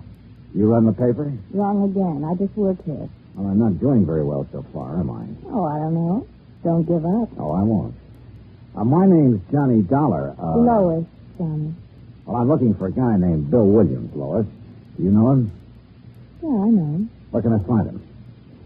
Well, this is as good a place as any. He ought to be here soon. Last I saw him, he was with Fred Kirby. Kirby? The editor of this paper. The two of them were all wrapped up in further plans for our glorious Frontier Week. I gather Frontier Week doesn't appeal to you. It's a two-bit idea, like everything else about this town. Oh, here's Fred. This is Johnny Dollar, Fred Kirby. Well, thanks, but we've already met. Mr. Kirby was one of the boys who helped me take a swim in the horse trough a couple of minutes ago. All in fun, Mr. Dollar. Part of Frontier Week. Yeah, sure. Kirby, I'm looking for Bill Williams. Oh, he's out making some final arrangements for the rodeo this afternoon. He ought to be back in a few minutes. Okay. Any place I can get a cup of coffee while I'm waiting? Oh, sure. 4 doors down the street. Can't miss it. I'll show you where it is, Johnny. Fine, thanks. I thought you had some work to get out, Lois. Little Keith. You don't mind, do you, sir? Oh, no, of course not. Well, take your time. As we left, I could sense an undercurrent between Lois and Fred Kirby. And I could see his point. Matter of fact, though, undercurrent was too mild a word for Lois. Item 3, 20 cents. Coffee for Lois and me. You going to be in town long, Johnny? Oh, it depends. How long does Frontier Week last? This is the last day. Oh. Rodeo this afternoon, dance tonight. That ended. Then the town goes back to sleep, huh? Probably. I won't be here to watch it, though. Oh, where are you going? Away. As far away as I can get. Come on. For good. Well, how about your job? You mean the paper? That's a job? I think I can get along without it. How about the editor? Can he get along without you? Fred Kirby? Sure, why not? I don't know. I thought he depended... Where you been, Lois? I've been looking for you. Having a cup of coffee, obviously. This is Johnny Dollar, Dan. Dan Biggers, Johnny. Owns a ranch near here. Dollar? Hi. Look, Lois, about the dance tonight. What time will I pick you up? Oh, I don't know about the dance, Dan. I don't know if I'm going or not. We're going to go, Lois. Look, Dan. I said we're going to go. Oh, for heaven's sake. Thanks for the coffee, Dan. Lois! You know, Biggers, if you don't mind my saying so, that approach doesn't seem to go over so well with her. Yeah? Well, I do mind your saying so. I don't need any advice from you. Okay. And just for the record, Lois and I are engaged. Oh, congratulations. Don't get funny with me. Oh, now, easy, Biggers. Simmer down. You simmer down, Dollar. What do you mean? I mean, stay away from Lois. Are you kidding? So I bought her a cup of coffee. Anything wrong with that? You heard me. Stay away from her. One thing about Lois, she sure had the knack of stirring people up. The news that she was engaged to Biggers was quite a surprise, though, and I wondered if she was as eager about it as he was. If so, she didn't show it. But all of this wasn't getting my job done, which was to find out who'd made the attempt on Bill Williams' life. I went back to the newspaper office, and pretty soon he came in. He turned out to be the gent who'd supervised my dunking in the horse trough. Well, you're probably not feeling very kindly toward me at the moment, Dollar. Why not? You come all the way out here to protect me and get thrown in the trough right off the bat. I didn't know who you were. Look, you better get yourself a 10-gallon hat so it won't happen again. Don't worry, I'm going to. As I understand it, Williams, this Frontier Week was your idea. Yeah, I was driving through here on my way to Frisco a few weeks ago. The town was dead on its feet, but I could see the possibilities of waking it up. So I cooked up this scheme. The town went for it. How come you were so interested in waking the town up? For the dough. What else? I get 10% of the gross on the rodeo, dance, and other celebrations. I figured to get close to 1,000 out of it, and frankly, I can use the money. I see. Well, how about this attempt on your life? Come on. Out back, I'll show you. Show me what? My car. There it is. Take a look at the windshield. Yeah. Bullet hole. Mm-hmm. How did it happen? I was driving along the road just outside of town the other night, and all of a sudden, whammo. And I got a pretty good idea who did it. Oh. The rancher, Dan Biggers. Oh? Why? I smiled at Lois. Oh, now look. Touchy as Biggers is about Lois, that's not enough reason. Oh, wait. She smiled back at me. Is that all there was to it? Of course it was. You think I'm crazy or something? The trigger-happy Biggers is so jealous of her he can't see straight. I'm not stupid enough to get mixed up in anything like that. Yeah, he's jealous, all right. Lois and I worked together at the newspaper office on some of the publicity for Frontier Week. Biggers didn't like that. Speaking of the newspaper, you know the editor very well? It was Fred Kirby. I met him when I first came here, is all. Why? He's been keeping an eye on us through the window ever since we've been standing here. Oh? You think he might be interested in Lois? It wouldn't surprise me. He makes that job of hers on the paper pretty easy for her. After all, it wouldn't be hard to be interested in Lois. No, I'm sure it wouldn't. Well, you better quit driving around the roads at night, Williams. Don't worry. Ever since it happened, I've been staying right here in town at night with the bright lights. I think I'm home free now anyway. Yeah? The dance tonight winds up Frontier Week. Tomorrow noon, I get my share of the dough, and then I'm leaving. Yeah, Lois mentioned something about leaving town then, too. Yeah, she used to make noises about leaving when we were working together. I doubt if she means it, though. I think she's just trying to get Biggers riled up. That isn't hard. Oh, wait a minute. I remember now she said it once in the office when Fred Kirby was around. What was his reaction? He didn't say anything at all, but he gave her a real funny look. I see. Well, I got to go make the final arrangements for the dance tonight. You going to be there? Oh, yeah. In the meantime, Williams, better keep your eyes open. Don't worry. Since that attempt on my life, I've sprouted eyes in the back of my head. Oh, and speaking of head, you better get yourself a 10-gallon hat.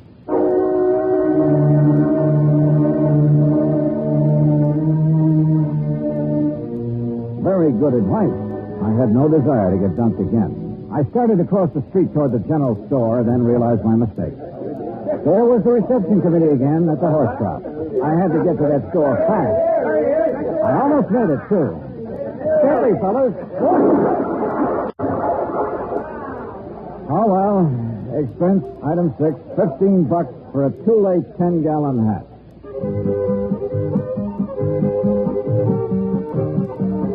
The dance was in full swing when I got there. I didn't see Lois at Biggers. Looks like he didn't get that date after all. Pretty soon I spotted Williams near the bandstand. When he saw me, he came over.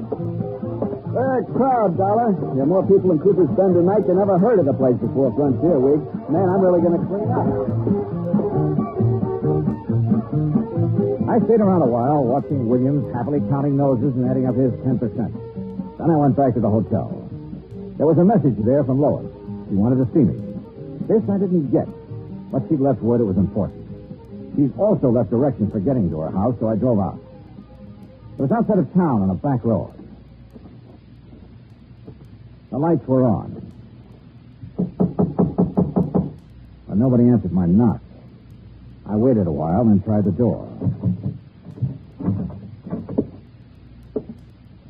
There was a fire burning in the fireplace, and the room looked very cozy. All except for one thing. Lois. She was lying in front of the hearth, and she was very dead.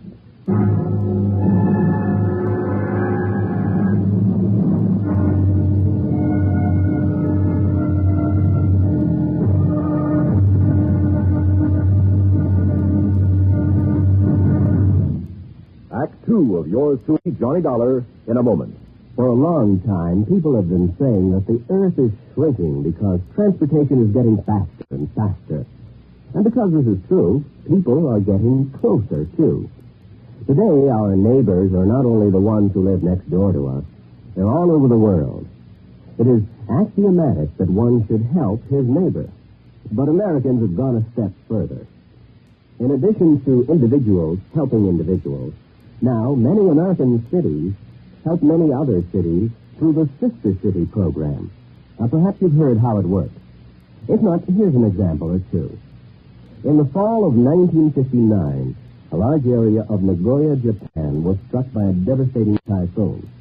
Her sister city, Los Angeles, California, sent tons of relief materials to Nagoya by way of an Air Force plane headed for the area. The Marines and the Navy rendered vital emergency aid during the disaster. When earthquakes shook Villa del Mar, Chile, during the summer of 1960, her sister city, Sausalito, California, sent hundreds of dollars worth of relief material to help out. Another case in point, the school children of Clovis, New Mexico, sent a number of cultural exchange packages to students in their sister city of Adana, Turkey. There are hundreds of such examples because there are hundreds of sister cities. By using this means of diplomacy, friendship and understanding have increased throughout the world and paved the way for permanent freedom, the right of all men everywhere. And now, Act two of yours truly, Johnny Dollar, and the Killer's Brand matter.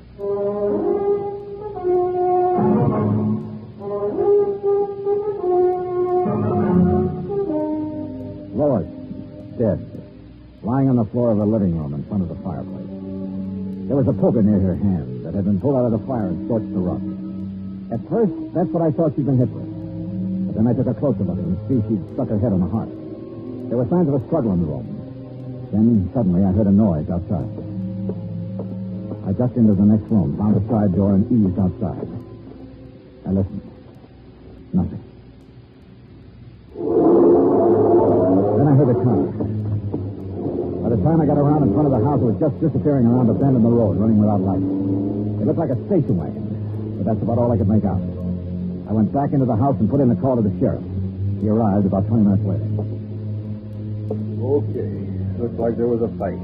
She got thrown down and hit her head on the heart. Yeah, that's the way I sized it up. Now let's size you up for a minute, Dollar. Me? Mind telling me what you were doing here tonight? I don't know. Oh, come on. No, I mean it. Lois left a message at my hotel that she wanted to see me. You don't know what about? No. Except it's a good bet this killing ties in somehow with that attempt on Bill Williams' life. Williams thinks it was Dan Biggers took that shot at him. Yeah, that's right. Well, it could be. Dan's always been awful jealous. I had trouble with him once before for the same reason. Oh? A month ago, he beat up a guy pretty bad. On account of Lois? Yeah. Seems the guy had asked Lois for a date. Trouble was, Lois never discouraged guys asking either. Hey, look, Sheriff. Lois told me earlier today that she was planning to leave town tomorrow. Now, if Dan Biggers learned about that... Yeah. Well, come on, we better drive out to his ranch and have a talk with him.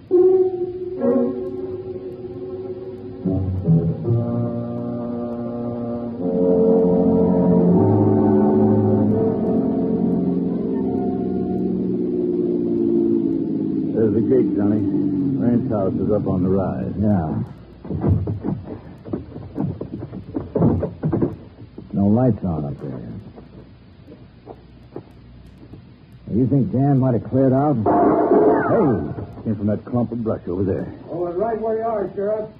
I've got you covered. Now, don't be a fool, Dan. You drop that gun and come out of there. I said hold it. Came to take me in, huh?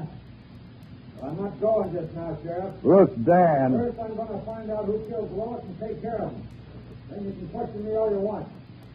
Very interesting you should know about the killing already, Dan. I can think of one reason you might. Guess again, Dollar. I was in town when the call came in. One of the deputies told me about it. I figure it's it for me, Dan. You found out Lois was going to leave town tomorrow. Lois, leave? You're crazy. That's what she told me. She'd never do that. She'd never leave me. You tried to stop her. She grabbed a poker and swung at you. You threw her down in the heart. That's a lie, you hear me? Dan, you're acting like a fool. Now give me that gun, man. I'm not coming in now, Sheriff. I can put these shots where I want to. Don't make me put them in you. Okay, Dan. You got the drop on us now, but I'm coming back. And I'm going to take you one way or another.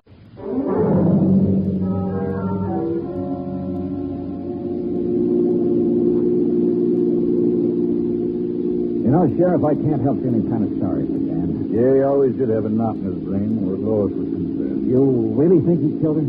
I don't know. Dan's pretty smart sometimes, but that routine he was just giving us might have been a cover. Sheriff, you happen to know if Dan drives a station wagon? He drives a pickup around town mostly, and I think he's got a coupe, too, but no station wagon. Why? That's what I spotted pulling away from Lois' house. You didn't get the license number? No, it was running without lights. Not much help, Johnny. A lot of station wagons in this part of the country.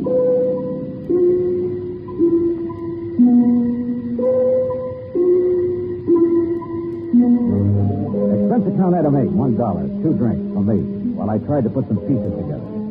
However much I shifted them around, they still seemed to add up to Dan Biggers. But somehow I wasn't convinced.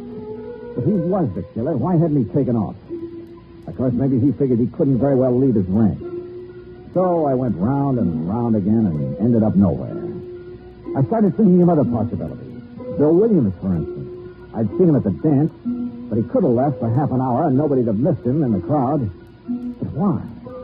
I couldn't figure any motive for him. And then I thought of Fred Kirby, the editor. Yeah, he might be worth talking to. So I went to the newspaper office. Kirby and Bill Williams were there. Any idea who killed her, Johnny? I don't know, Williams. That's what I want to talk to the two of you about. I'll bet anything it was Dan Biggers.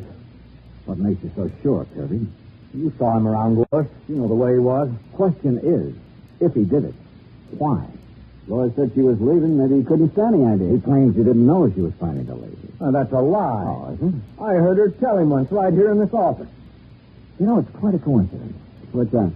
Lois was going to leave town tomorrow, Williams. So were you. You weren't by any chance going to leave together now, were you? Now, look, G-Man, I told you there was nothing between us. You think I'm a jerk to go fooling around with her knowing what Biggers was like? Sure, she kidded me about, what was it, Kirby? Hitching a ride to Frisco with me? Yeah, here in the office once. Williams just laughed it off, and that's all there was to it. Hey, wait a minute. If Biggers happened to hear about it... Yeah, maybe. No, Dollar. I was smart enough not to get involved with her. Matter of fact, I guess I'm one of the few guys in town who can make that statement. Hey, you don't have to talk that way about her. I'm sorry. I guess I'm tired. There you go, turn in. I'll see you in the morning, Dollar. You'll be around, huh? Yeah, to pick up my money. Night. You know, Kirby, you're trying pretty hard to pin this on Dan Biggers. Why? Because I think he did it. He didn't want Lois to leave. There's someone else didn't want her to leave either. Who? You. What? You've been carrying the torch for Lois quite a while, haven't you? What's that got to do with it? What business is it of yours? I think it all ties in. Well, I didn't kill her if that's what you're You thinking. drive a station wagon, don't you? So what? After I discovered her body, I spotted a station wagon leaving her house. But a lot of guys drive station wagons around here. I wasn't near her place. Well, I didn't use the wagon at all tonight. You're lying. Now, look, Come on, open up, Kirby. Well, Okay, Dollar, I drove out to her place to try to talk her out and leave. Go on. Well, that's all there is. When I got there, I changed my mind and came back to town. Sure. I didn't go inside, Dollar. I didn't kill her. I swear it.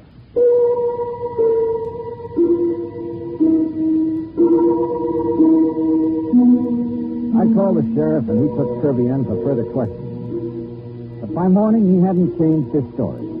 Oh, he admitted being at the scene of the murder, but that's all he'd admit. He was still a big question mark, and we were still nowhere. The sheriff went out to Bigger's ranch again, hoping Dan would give himself up peaceably if he knew Kirby was in custody. I had a cup of coffee and went outside. Bill Williams was in front of the hotel. Anything new on the killing, Johnny? Well, you know Kirby was being questioned. Yeah. Surprised me at first, but then I got to thinking, he's a strange guy. He doesn't say much, but there's a lot going on inside, particularly about Lois. Yeah. Did you get your cut of the dough from Frontier Week, all right? Yeah. Well, I'm sure glad it's over. That killing last night turned the whole deal sour. I'll be glad to get the taste of this town out of my mouth. Uh-huh. When are you leaving? I told the sheriff I'd be around in case he wants me for further questioning. I'll leave when he says the word. What's with the crowd heading this way? I don't know. What are you talking about? You ain't wearing your 10-gallon hat, and that sure looks like a horse trough you're standing next to. Now, what? Frontier Week is over. In the first place, we thought you'd like to die. I'm in no mood for jokes this morning. I'll lay off. Can't you take a joke? No, not this morning. I'm sick of the whole idea. I said lay off, and I mean it.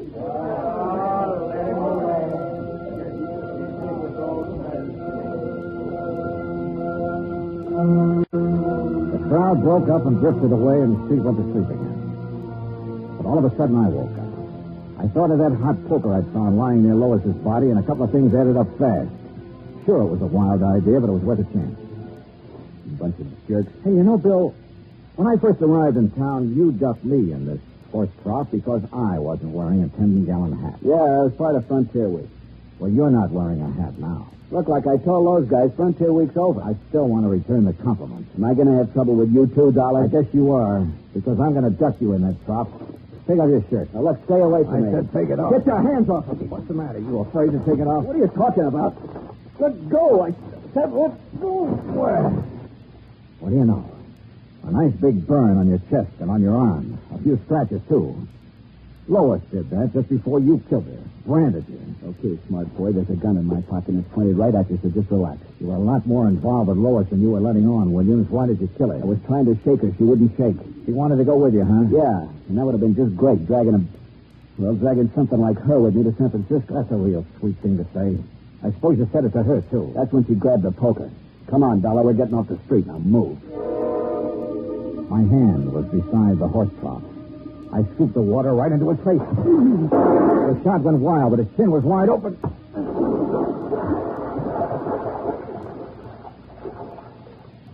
Yeah, Bill Williams got ducked after all.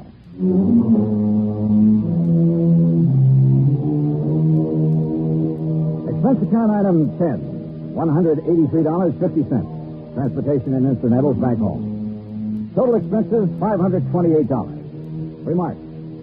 About Dan Biggers. He really wasn't such a bad guy. Except that, like the sheriff said, he had a knot in his brain about Lois. He sold his ranch and moved away. About Bill Williams, well, you better cancel out his policy, Pat.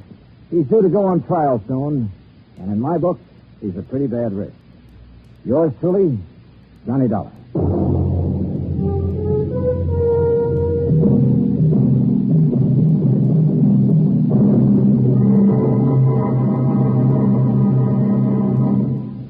Our star will return in just a moment. Our flag now numbers 50 stars, and behind each star there stands yet another flag representing one of the 50 states. Oklahoma's state flag depicts an Osage warrior's circular buckskin shield from which hang 7 eagle feathers. Across the shield is the Indian's calumet, or pipe of peace, crossed with a white man's peace symbol, the olive branch. On the shield are small crosses, the Indian's graphic sign for stars, indicating lofty ideals, or a purpose for high endeavor. The background of the flag is a field of blue, the blue of the Oklahoma sky, signifying loyalty and devotion. The important symbols, however, are the calumet and the olive branch. These override the shield, the symbol of war, and bespeak a predominant love of peace by a united people. Oklahoma's state flag, the flag of the 46th state to enter the Union, was adopted on April 2nd, 1925. Now, here's our star to tell you about next week's story. Next week, a terrible storm that yields up a body from the deep. Join us, won't you? Yours truly, Johnny Dollar.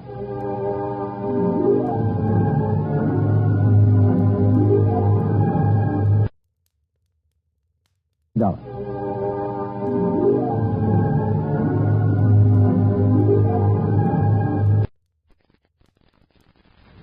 From Hollywood, it's time now for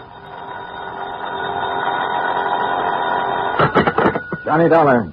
Fred Larkin, Johnny. New Jersey Fire and Casualty. Hope I didn't get you out of bed. Well, you sure did, Freddie, but how are things in Trenton? In Trenton, fine. In the little town of Vineland, I'm not so sure. Vineland? About halfway between Philadelphia and Atlantic City? That's the place. What goes down there? Fire. Arson? That's what I hope you can find out. Well, any reason for suspicion? Yes. The man who holds the policy on $83,000 worth of bedding. Bedding? Mattresses, box springs that went up in smoke 2 days ago. Okay, Fred, I'll grab the first train.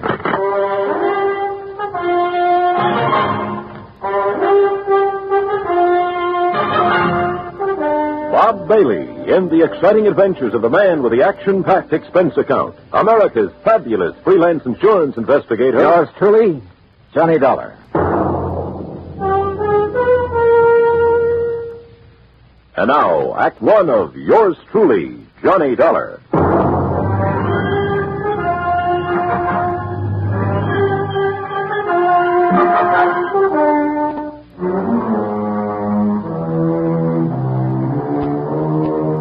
Expense account submitted by Special Investigator Johnny Dollar to the New Jersey Fire and Casualty Insurance Company, Home Office, Trenton, New Jersey. Following is an account of expenses incurred during my investigation of the Smoky Sleeper matter.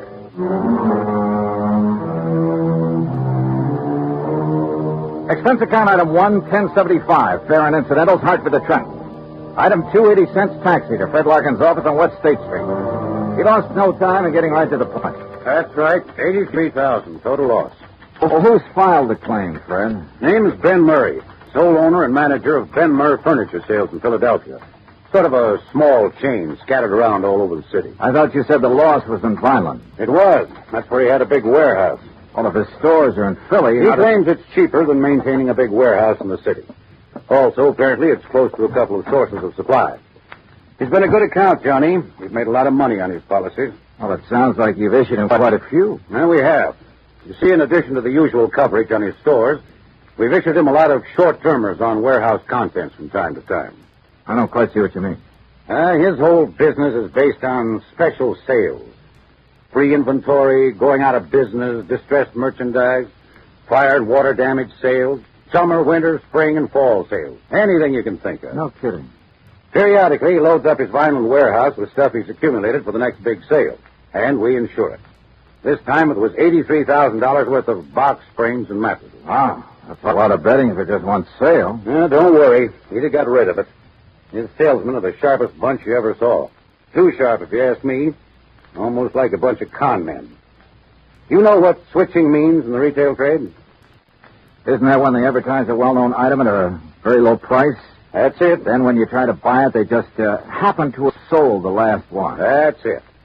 But by that time, they've got you in the store where they can use the high-pressure pitch to sell you some inferior item at an even higher price, and on a no-return basis. Yeah, but by the time the customer gets wise, it's too late. Exactly. I suspect they're not above using the label switch, too.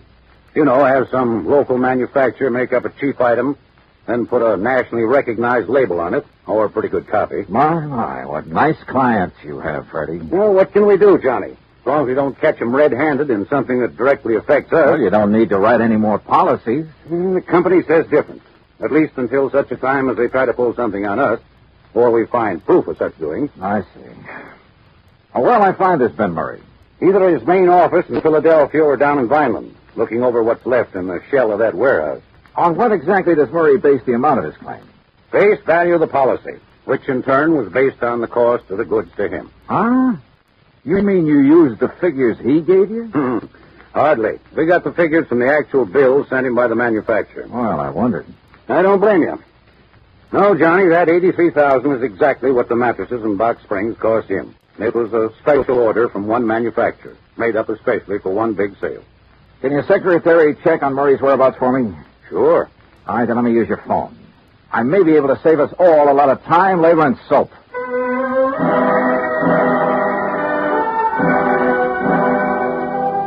I called my old friend Adam Bowles, who lived within a few miles of Vineland, who, before he retired, was one of the top arson men in the country. Investigator, I mean. He wasn't home, but I left word for him to drive to Vineland and meet me in the lobby of the East Landis Hotel whenever I got there. Meanwhile, Fred's secretary had learned that Ben Murray was in his Philadelphia office. Expense account item 3560 for a train to Philadelphia and cab to the main office of Benmore Furniture Sales. The place was a madhouse. Okay, Dollar, go ahead in. It's that first office on the right. Thanks. And listen. Oh, wait a minute. Sales department, call me back on business. Listen, Dollar, if you can get a word in edgewise with Ben, ask him where's the contract for that West Philadelphia deal, will you? Oh, sure. Sales department. Yeah? I'll turn the hose on there and stop and throw in the front there. Something like that. Make the picture in that advertisement look good, see? Put a lot of stuff around. Pictures on the wall, rug on the floor, stuff like that. Yeah, make the suckers think they're getting a 25-piece dining room suite, not just a table, 4 chairs, and 20 crummy dishes. Dollar, sit down. Thanks. Yeah, make it look like they'll be getting everything they see in the ad. Yeah. Now, you get them sofas in from Sterling. Okay. Put a price ticket of $95 on them. And then mark it down to $49.95, and we'll clean out the whole... Mr. Murray. Huh? See what? Sterling charges $25 for those lousy sofas. Listen, we're giving them $22.50 for them, except for the demonstrator we show on the floor, the good one. Who does he think he is telling me the price he's going to charge me? Oh, that lousy bunch of chiselers trying to hike the price on me. Holy, what a business. From the looks of that outer office, you've got plenty of it. Yeah, volume, Dollar. That's what does it. I work on a narrow margin, see? Oh. Yeah, sometimes I even lose money, just to keep the volume up. I got 9 stores, see? They're all over Philadelphia. Hey, Ben.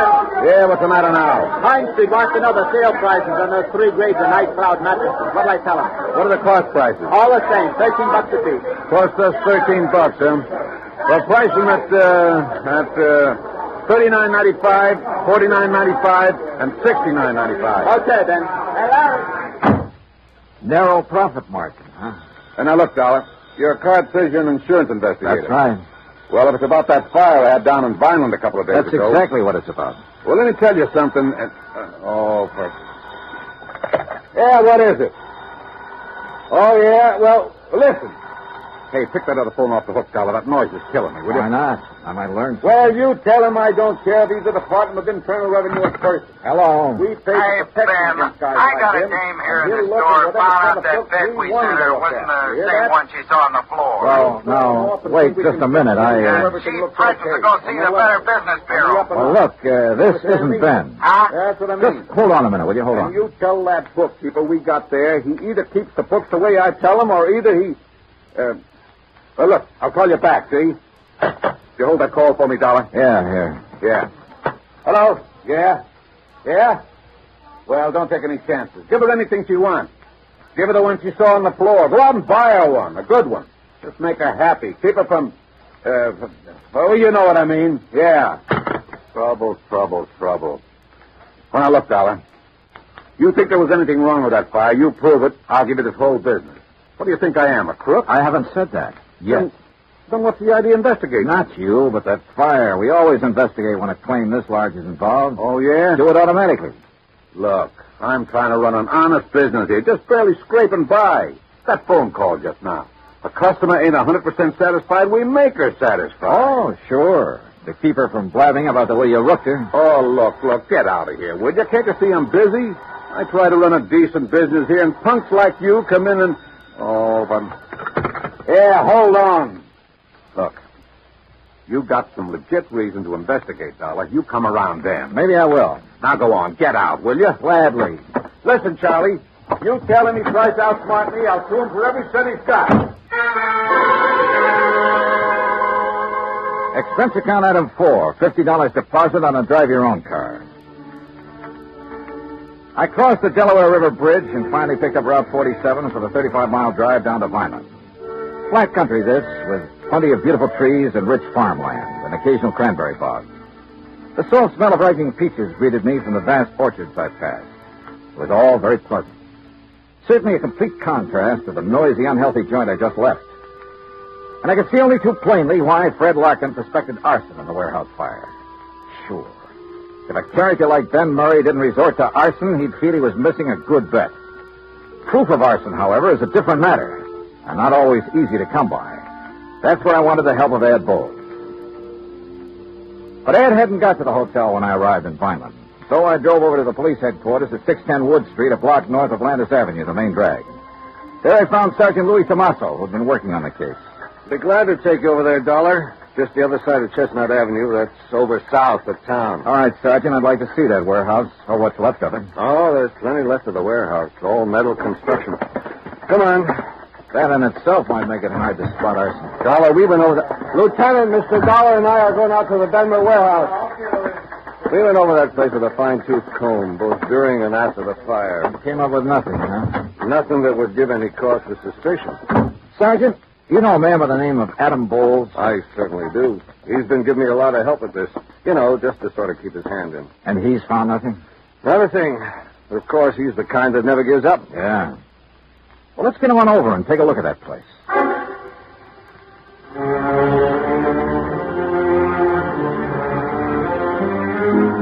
It was obvious that the whole contents of that warehouse was damaged beyond repair.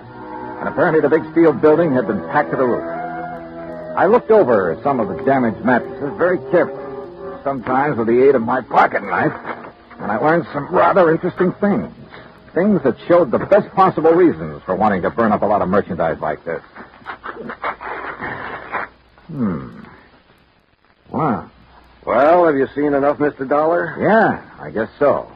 But I still want to talk to Adam Bowles. So let's go on back to Wait town. a minute. Looks like Ed pulling up in that car there. Huh? Well, so it is. Hey, Ed. What? Johnny! Yeah, well, hi, Ed. Sergeant, don't tell me you sent for a half-wit like Dollar. Just a minute now, Stinky. Why, the greenest rookie on the force would get Ed, I'll brain you. You two know each other. You kidding? Johnny, how are you, baby? Great, just great. You got my message, huh? Yeah, but I hereby inform you that, as usual, you got here too late. Oh, is that so? When I found out you were coming, I decided I'd better get to work, if only to show you up. So I did, and I found out who started the fire. Well, I've got a pretty good suspicion myself. Who did it, Ad? Poor old Jerry Cumber. Who? Jerry? The old town ne'er-do-well? Yep, that poor, foolish old wino. Oh. How'd it happen? Oh, he was just wandering around that night, as he often does, with a bottle to keep him company. Found the back door of the warehouse open, thought he'd take a little nap, or rather sleep it off. He certainly had his choice of nice soft beds. Yeah. So he went to sleep with a lighted cigarette in his fingers. There you have it. And the funny thing, Sergeant. Yeah? Only charge you can really hold the old bum on is being drunk and disorderly. And, of course, trespass. What? Well, you look it up. You'll see I'm right. As for you, Johnny, you can just go on back to your company and tell them to pay the claim. Oh, that's so? Yes, sir. Case is closed. At least for you. That's where you're wrong. Huh? After a couple of things I heard at the Benmer office, plus a couple of things I've seen here, Adam, I think this case is just starting for me.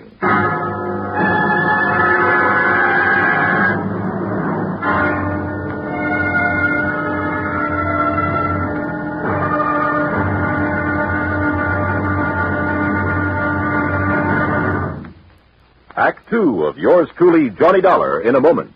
For a long time, people have been saying that the Earth is shrinking because transportation is getting faster and faster. And because this is true, people are getting closer, too. Today, our neighbors are not only the ones who live next door to us, they're all over the world. It is axiomatic that one should help his neighbor.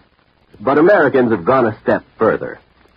In addition to individuals helping individuals, now many American cities help many other cities through the Sister City program. Now, perhaps you've heard how it works. If not, here's an example or two. In the fall of 1959, a large area of Nagoya, Japan, was struck by a devastating typhoon. Her sister city, Los Angeles, California, sent tons of relief materials to Nagoya by way of an Air Force plane headed for the area.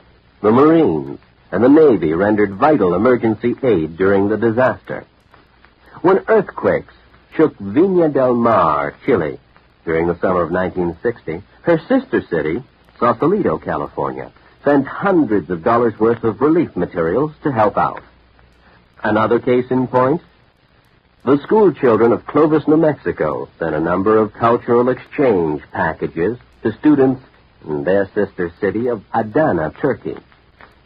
There are hundreds of such examples because there are hundreds of sister cities. By using this means of diplomacy, friendship and understanding have increased throughout the world and paved the way for permanent freedom, the right of all men everywhere. And now, Act Two of yours truly, Johnny Dollar, and the Smoky Sleeper Matter.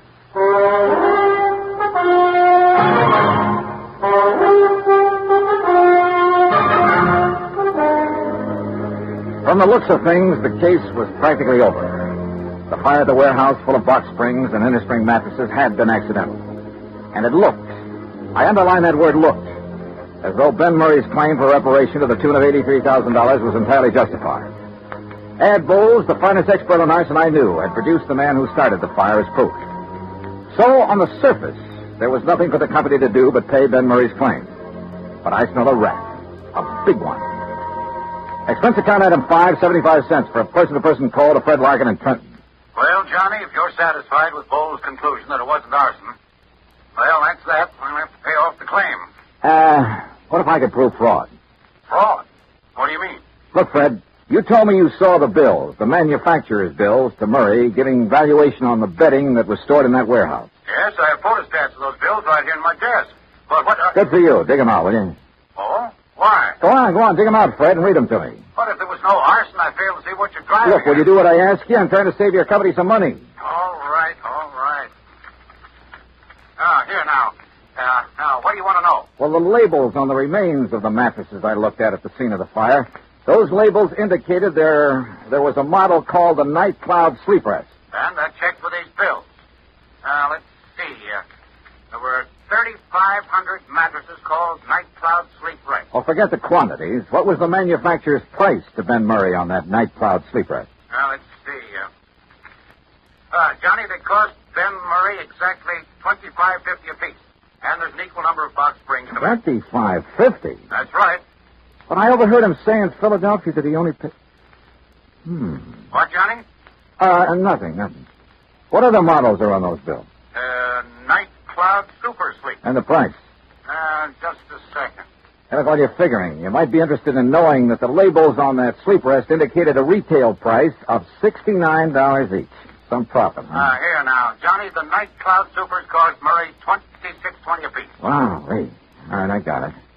And he claimed to be working on a narrow profit margin. Now, the Night Cloud Perfection Sleep cost him $27.14 each. Good. Any more? Now, those were the only ones he bought and stored in the warehouse. All right.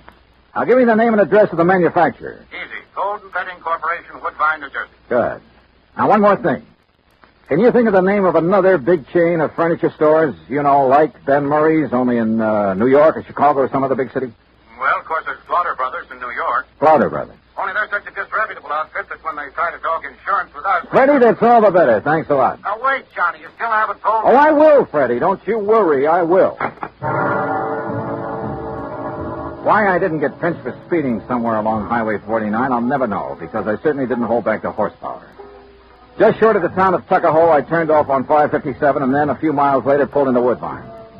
Although it's a small community surrounded by farms, it boasts a big hat factory, a couple of clothing factories, a vast, sprawling state institution, and on the far edge of town, the Golden Bedding Corporation's huge plant. I figured the best thing to do was put on a bold front and pull my way into the president's office. But any such tactics proved entirely unnecessary. Barney Lauder, huh? Yes, Mr. Golden. But just Barney's good enough. Well, I should say it is, because you must be Barney Jr. I've known your papa for years. Sit down, my boy. Would you like a cigar? Why, no. You don't look like your old man. You know that? Not a bit. Of course, I haven't seen him since 42. Barney Lauder. Yeah. Oh, what are you doing in this part of the country, huh, Barney? Oh, business. Pleasure, sir. Business, huh? Matter, we haven't had any orders from these people lately, huh? Well, up to now, I haven't really had anything to do with the business. Living off the old man's millions, huh? Smart boy. Go to college? Yeah, full 4 years. Yeah, that's the way. Smart boy. Now you are in the business. Buying, maybe? Well, if you mean from you, that depends. If you're as sharp as your papa. How old is he now, huh? Pop? Yeah. Oh, let me see. How's your mama? Mama? Look, Mr. Golden, if you don't mind, we'll talk business first. Skip off the old block. Sure, business always first. After, maybe you come out to the house and have dinner, huh? Talk over old times, your family. Sure, maybe. All right, go right ahead. Tell me what you want to order. 1,000 mattresses in Box Springs, huh? 10,000? Anything you want, my boy, and at a good price. Well, like I said, that depends. Uh-huh. What kind of a deal? Is that what you mean? Yeah. All right, I'll tell you. Your papa's a very smart man, you know that? He's a good businessman. I know what he's thinking, so I know what you're thinking. All right. You want to give me a nice big order for a lot of merchandise, I'll name you a price. Listen, Barney, I've got such a good customer in Philadelphia these days. Not mentioning any names, but you'll pardon me, I don't even miss your papa's business. Understand me? But to get your business back again, I'll make you the same type deal I give this man. For a firm order, that is. You understand? No cancellations. You'll pre-ticket the merchandise. That is, put the list price on the labels for me, for us. Any price you say, regardless of the cost to you. Look over here, my boy. The pictures of our merchandise here on the wall. Uh-huh. Night Cloud Perfections. Well, we'll put on any name you like. As long as it sounds like some national brand, we'll think up a name for you. Not a bad deal. So far. And we make up as many models as you want. You know, we change just the ticking. They look different. All 196 springs. I personally guarantee it. Only 196? That's all you need, sure. Nobody can tell the difference. Except, of course, the demonstrators you keep on the floor to show the customers. The demonstrators, you have 392 springs. Those you can jump on and bend them anything you like. Yeah, and the customer thinks that's the kind he's getting. What else? I tell you, Barney boy, just as smart as your old man. Yeah. Now, what about the price? The price. Now, Barney, this you can't resist. You understand, out here in the country, low overhead, no labor problems, nobody snooping. Yeah, I know. How much? Well, for you, my boy, how many? Well, say 10,000 units. 10,000 units. All right, I'll give you a special price. How much? Well, now, this depends on the ticking material. You look here. See? First-class material looks like twice the money. Go on. Plain blue and white ticking, that costs you, and remember, Barney, this is very special because of your papa and getting back his business, so at 10,000 units, this ticking, $14.93, and you never saw such a buy. That okay? Strikes me as a little high. A little high? I'm not making a thing on it. Look at here. This, the fancy ticking, this is real class. $15.06 a unit. Now, you can't beat that. Now, wait a minute. Of course, Barney, my boy, if you want to order a few No. more... I think maybe I can do better up in New England. In New England, who? Tell me who. Well... All right. Now, look. I told you, I've got a big customer in Philadelphia. Well, all right, never mind. We'll do it the same way for you we do for him, all right? On the books. What do you mean? Well, I mean $14.93, huh? Only what would you think if the bill I send you says $29.96? Double? Mm-hmm. You'd make it look like I paid twice as much? So? Yeah. For tax purposes, I'd only be showing about half the profit I was actually making. Smart boy, Barney. Or suppose I insured the stuff for the amount your bills showed, and something happened to it. Oh, that's right, sure. However you want. Excuse me. Hello. Oh, hello, Ben. I was just thinking of you. I hear you had a lucky fire up there. What? Oh, no, not now. Listen, Ben, I've got a customer. I've got an important customer here, the son of a very dear old...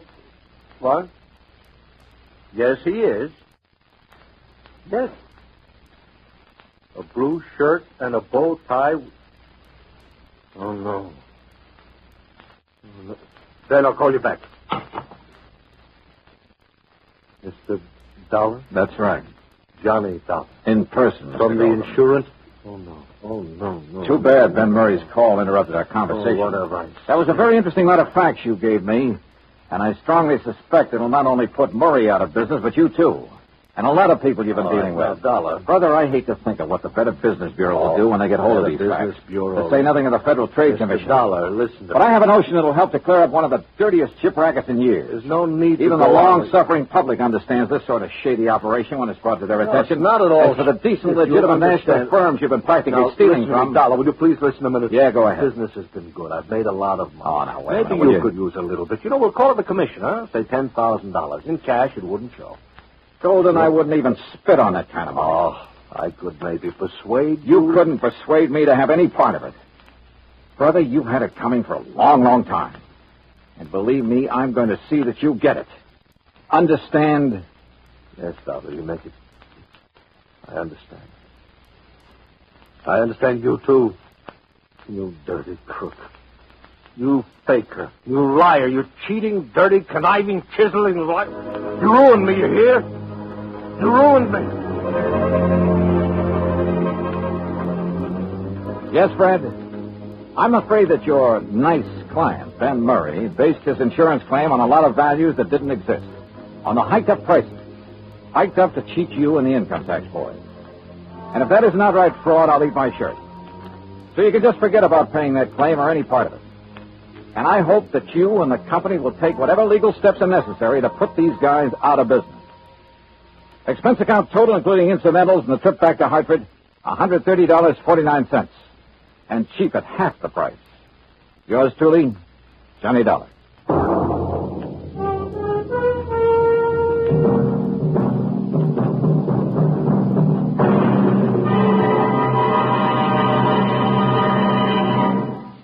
Our star will return in just a moment.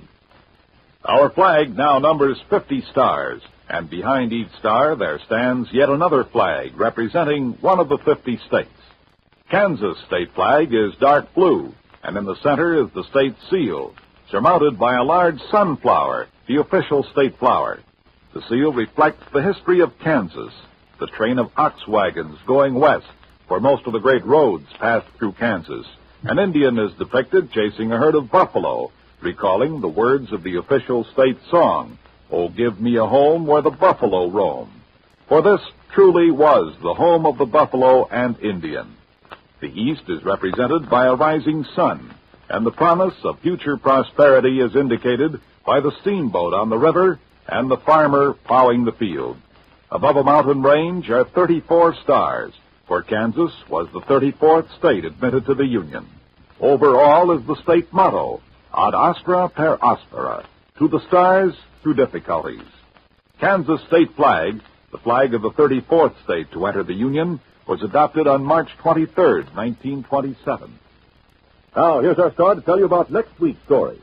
Next week, the case of a girl who was willing to kill for money she didn't need. Join us, won't you? Yours truly, Johnny Dollar.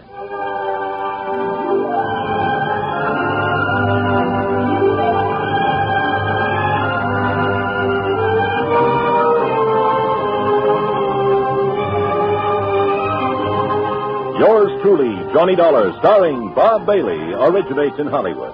It is produced and directed by Jack Johnstone, who also wrote tonight's story.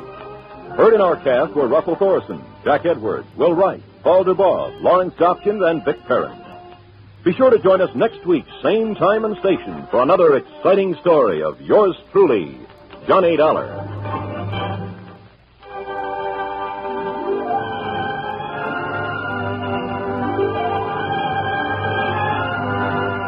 This is Bud Sewell speaking.